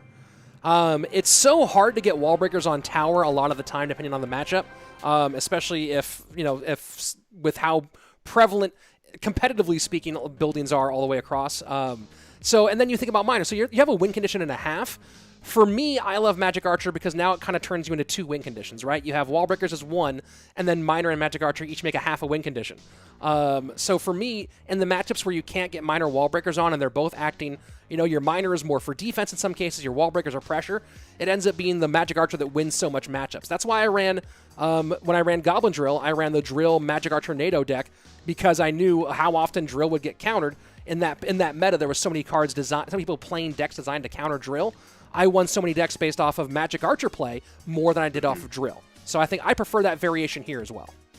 Yeah, that makes sense. If you are familiar with a specific card, then you're going to perform better with it too. I think that's like one of the number one things that I just see on YouTube or everywhere. People are always asking, what's the best deck? And I think that the answer is, like, at the very top, there is the best deck, but for most people, there's going to be the best deck that you're familiar with, So I think that definitely speaks volumes that you really like the Magic Archer one because you're more comfortable with it. I think a lot of people should try to, implement that into their own gameplay where they're just practice like with one deck, get really good with it, and then if the meta changes and like Goblin Drill is now bad, sub out a card, put in wall breakers instead, and see how it works. Yeah, and that's what I did after at first after they nerfed Goblin Drill. I switched back to minor wall breakers. As I kind of already played a similar variant with Goblin Drill, and then also, of course, I'd played minor wall breakers previously. And then now, I'm lucky enough that my account isn't all maxed, but it's enough that I've got some variability. So now I'm playing some Lava Miner just for a little change of pace, if you will. But yeah, you're right. The number one question, I'm sure it's the number one question that you get, especially with the kind of content that you create. And I get it even doing competitive content. In these competitions, the number one question I get in YouTube is, like, what deck should I use? What's the best deck? And I think your answer is right on point. It's, well, what are you best with? It's not about, there's no magical deck. There's you, and you got to figure that out. Mm-hmm. And the thing is, like, it's hard to know that because you see these pro players that are very competent with every deck type, and they can adjust on the fly to whatever the meta is. But I would say 90% of people don't know, like, every single card interaction. It's really tough to switch these decks, and it just gives a lot more credit to the players that are playing it. Like at top ladder, these guys would be able to switch it up and play whatever they want, which is, I think, insane. Yeah, no, the level of variability at these highest level guys, it's so critical, and that's where it's so interesting to see some of the guys who were one tricks, then they turn into being variable, talented, multi-meta players. And that to me is just absolutely astounding. And looking like Samuel, talking about that shift, Samuel now is shifting to a 6 loon variant. which is so interesting. It has to be. Yeah, Samuel's definitely running balloon with the lumberjack, right? So that's going to be something that's going to be pretty interesting. And Lucas, I mean, it looks like a funky graveyard deck with the Dark Goblin. So we'll have to wait and see if that's going to be changed. Yeah, I got tricked by this one earlier today because there was a deck where it was 3 or 4 of the cards were, oh, this is definitely graveyard. And then Dark Goblin was there, and I was like, I was holding off on making the call because Dark Goblin and graveyard seems so strange, but we've now seen it pop up about 3 times in the last 2 days. Yeah, they're so creative with their decks. I think that the reason why Dark Goblin's in there is if you bait out the log with the Dark Goblin, then it's going to be really hard to, or I guess Snowball in this situation doesn't even have log, but if you bait out the log, presumably, then there's nothing to remove the skeletons that are swarming the tower. So that must be really frustrating that you can't log the Dark Goblin. Yeah, well, the other thing, too, and this is interesting, I mean, I don't know... I know that your content focuses primarily on ladder and challenges and things like that. I live in the world of duel mode for this entire year of 2021 now. And so I always get curious when I see something like Dark Goblin in a deck like this in game number 2. What is it that Lucas saw in game number 1? Is it just that he knows Log and Fireball are out, so now Dark Goblin is more powerful with those 2 cards out? Or is there something else Lucas saw from that first deck that he's anticipating for deck number 2, which is why Dark Goblin is in here? Yeah, it's nice to see different cards get love, though. It just gives you more ideas, and then maybe if they play in duel mode, they're like, wait, this is actually awesome. Maybe I'll start putting this in my ladder decks or something. Lumberjack, Electro Spear working on the graveyard on the left-hand side for Samuel, so it shuts down pretty nicely. And Fishboy will get a little bit of a touch. No, gets stopped in its tracks on the left-hand lane. Lumberjack does get 1, though. So what likely is going to happen here is he's going to have to use the Electric Spirit or Snowball every single time the graveyard skeletons accumulate on the tower. So if he doesn't have either of those in cycle, it's going to be problematic for him. But what he's trying to do right now is he's trying to get Lucas to overcommit on one side like that. The Goblin Cage is dropped, so now he's like, okay, I'm going to guarantee a couple balloon hits or even some balloon death damage or something there. So he's going to try to get Lucas to overcommit on one side, then he's going to balloon the other lane, and that's what's going to continue to happen the entire time. That's his foolproof plan, and it's looking really good because I mean the recruits are applying so much pressure that I don't even know if Lucas has the availability to go in for an offensive graveyard. And Julesy, top tier coach in the chat here, saying 60-40 Bassotto, and he's saying that Mother Witch and Cannon Cart being out in game number 1 means that GY Arrow's Snowball is broken. So that's Julesy's analysis on this one.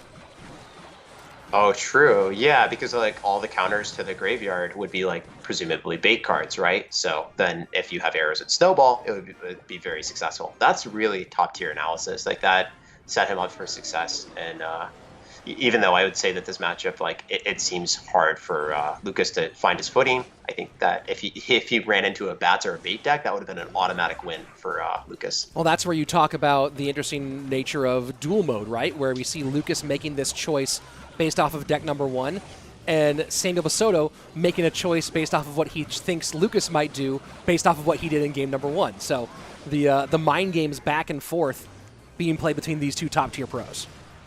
Yeah, the one thing that I really want to highlight that I think is so unique about pro gameplay is Lucas is actually chilling at 10 elixir all the time. He is waiting to not overcommit at any point. He really doesn't want to make a mess up, so then his opponent would immediately go for the lumberjack balloon on the other side. So he's really waiting and being patient in this, where most people, if you play ladder, they just drop stuff at the river all the time. We had some comments, and look at that, Dark Goblin connecting the push before it was huge, and now that's going to be an amazing play here. Get the arrows down. GG, well played, and Lucas with a brilliant one here to even things up against his teammate. Yeah, that was remarkable. I think that the main thing that happened was the fact that you can't concentrate all the rail recruits on one lane to defend. So eventually, if you can slow roll a cannon cart push, some of the rail recruits will feel wasted. So then you won't be able to have all of that to shut down the Dark Goblin, the cannon cart. Yeah, it's just it became too much. Yeah, it certainly did. And just as we're talking about that slowdown strategy. It's certainly, we had comments earlier in the chat today of people going why are they wasting elixir? Why aren't they making their own offense strategy? Why are they just reacting? And we've seen Lucas do that a lot earlier today and, of course, just now. And you see the payoff when you're talking about how he doesn't want to overcommit and get caught by a balloon. And that's exactly what happened. He didn't overcommit, didn't get caught by a balloon, and we're talking about that sneaky Dark Goblin. Now that is, I believe, the 3rd time In 2 days, I've seen a sneaky Dart Goblin in a Graveyard deck just slide right on past the defense, get on tower, and completely change the tenor of the matchup. Yeah, you wouldn't really think about it happening as much because you would assume like that only happens with flying machines because that's what people are running most of the often on ladder, whether it's a spawner deck or Real Hogs recruits. You see that a lot, but you don't really think of that happening with Dart Goblin. But yeah, in that position where you really don't have log, I mean, what are you going to do to that? It feels like a flying machine almost. And that's a big part of why dual mode is so much fun. You see Julesy in the chat on Twitch saying dual strategy is so fun, and that's the brilliance of it, is those little adjustments, seeing what's getting missed. I don't know how much time you spent with dual mode. Obviously, it's only accessible in the game inside of the Clan Wars, and of course, you lock your decks in before you play. But I'm curious about how much you've played with dual mode and your experience so far, and both the successes and challenges there. I've never really played dual mode, to be honest. I don't play competitive as much, so I just like have fun on ladder wherever that is, like 2,000, 3,000 in the world, and that's kind of just where I chill and have fun. So I don't really do anything other than that. Yeah. What's not fun, says Chazmat Gaming, watching two of my players play, knowing one of them has to lose. Yeah, I know that's emotional. Martique with the important one. Let the one who asserts most dominance win. And I understand that in this case. But while we're waiting for our next game, Tag, I've seen a lot of you on Twitter lately talking about like how well things are going, how much you're enjoying yourself right now. But I actually don't know the context of what you're doing at the moment. So I don't know. I mean, a lot of people watching right now. What's going on? Because I know that you've been like the positivity from your Twitter has been a flood lately.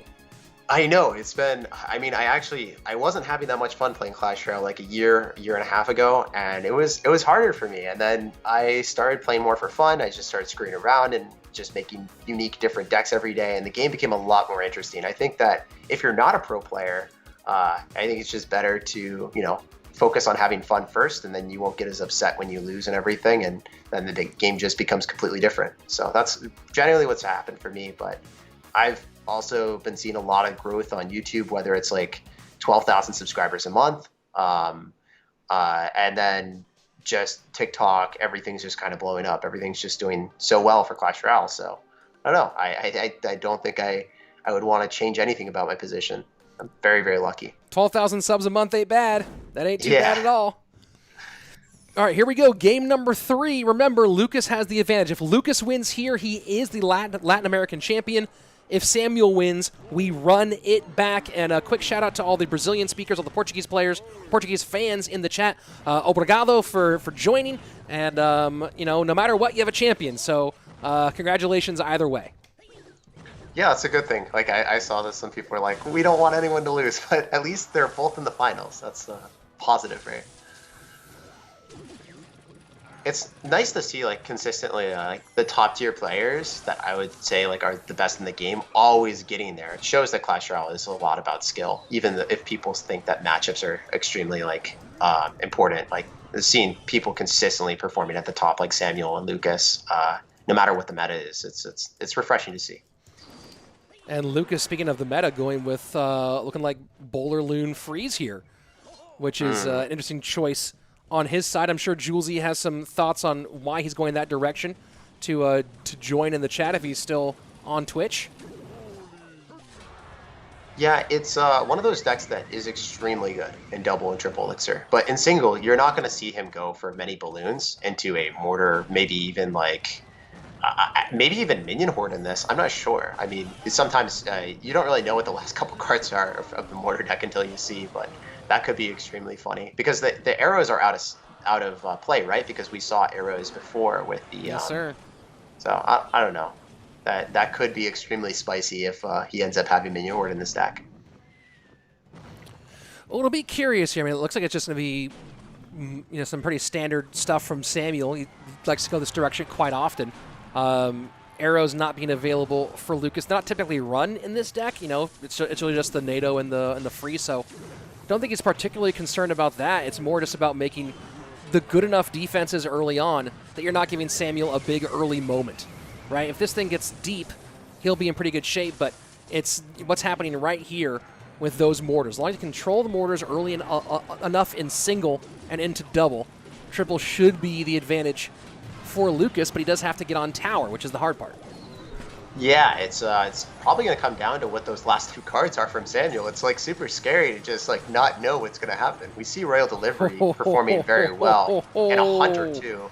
But. And look at that balloon connection on the left-hand side. Just like that, Lucas gets the big shot that he needs. Now keep in mind, everyone watching, Lucas does have to get on tower. I don't think NATO Freeze will do enough to finish. So Samuel still has a shot here if he can control, but he does have to play it very, very safe right now.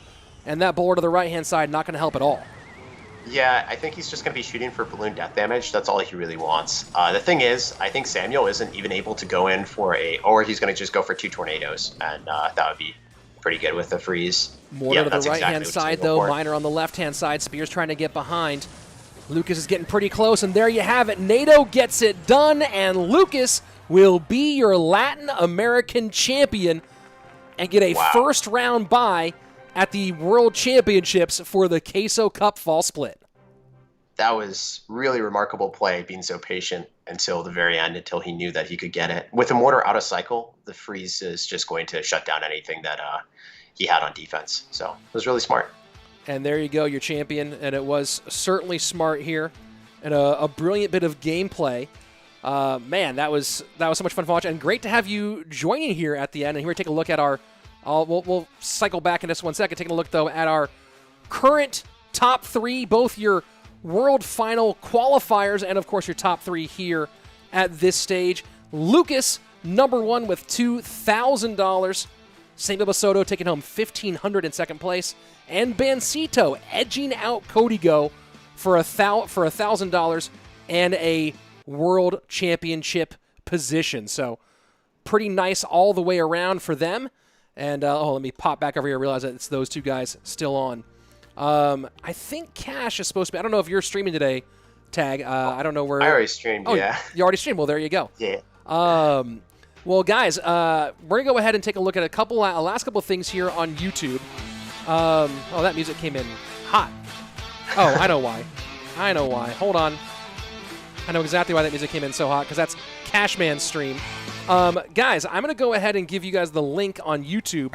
For those of you, I don't know where. I already streamed, yeah. You already streamed? Oh, well, there you go. This is so all over the place. Here we go. So many sounds from everywhere. Dude, Tag, thank you so much for joining. This was we have to find a time when you can come on and do a little bit more. But getting you in here for a couple of minutes at the end of the competition was super, super fun. Of course, man. I appreciate the invite, and I was going to watch anyway, so it just worked out awesomely. And for those of you who are watching on YouTube, I'm dropping the link to Cashman's channel in the chat right now. The North and Central American Finals are about to start on Cashman's channel. It's also going to be hosted in-app, so if you don't see it here, you can jump to it from the in-app link in a few moments. But there's the link to Cashman's channel right now. The countdown's already begun. In 4 minutes, the North and Central American Championship, the playoffs there, will be starting. The stream is already live for Cashman and already up and ready to rock. So, where I believe his stream is already live. Let me just double check that. I could be wrong. Well, either way, I'll be on YouTube. Go ahead and check Cashman's stream. That'll be there soon. And on Twitch, hang out. We're going to hang out long enough to send a raid Cashman's way so you guys don't miss a moment of the NACA Championship. Thanks again one more time to Sir Tag. And guys, it's been fun. I'll see you guys later this next weekend, actually, for more of our... Oh, my God, there are so many sounds happening. I'll see you guys later. And as always, YouTube, be excellent to each other. Mwah. Peace. All right, hang out, Twitch. I'm trying to get everything sorted out. There are way too many noises everywhere.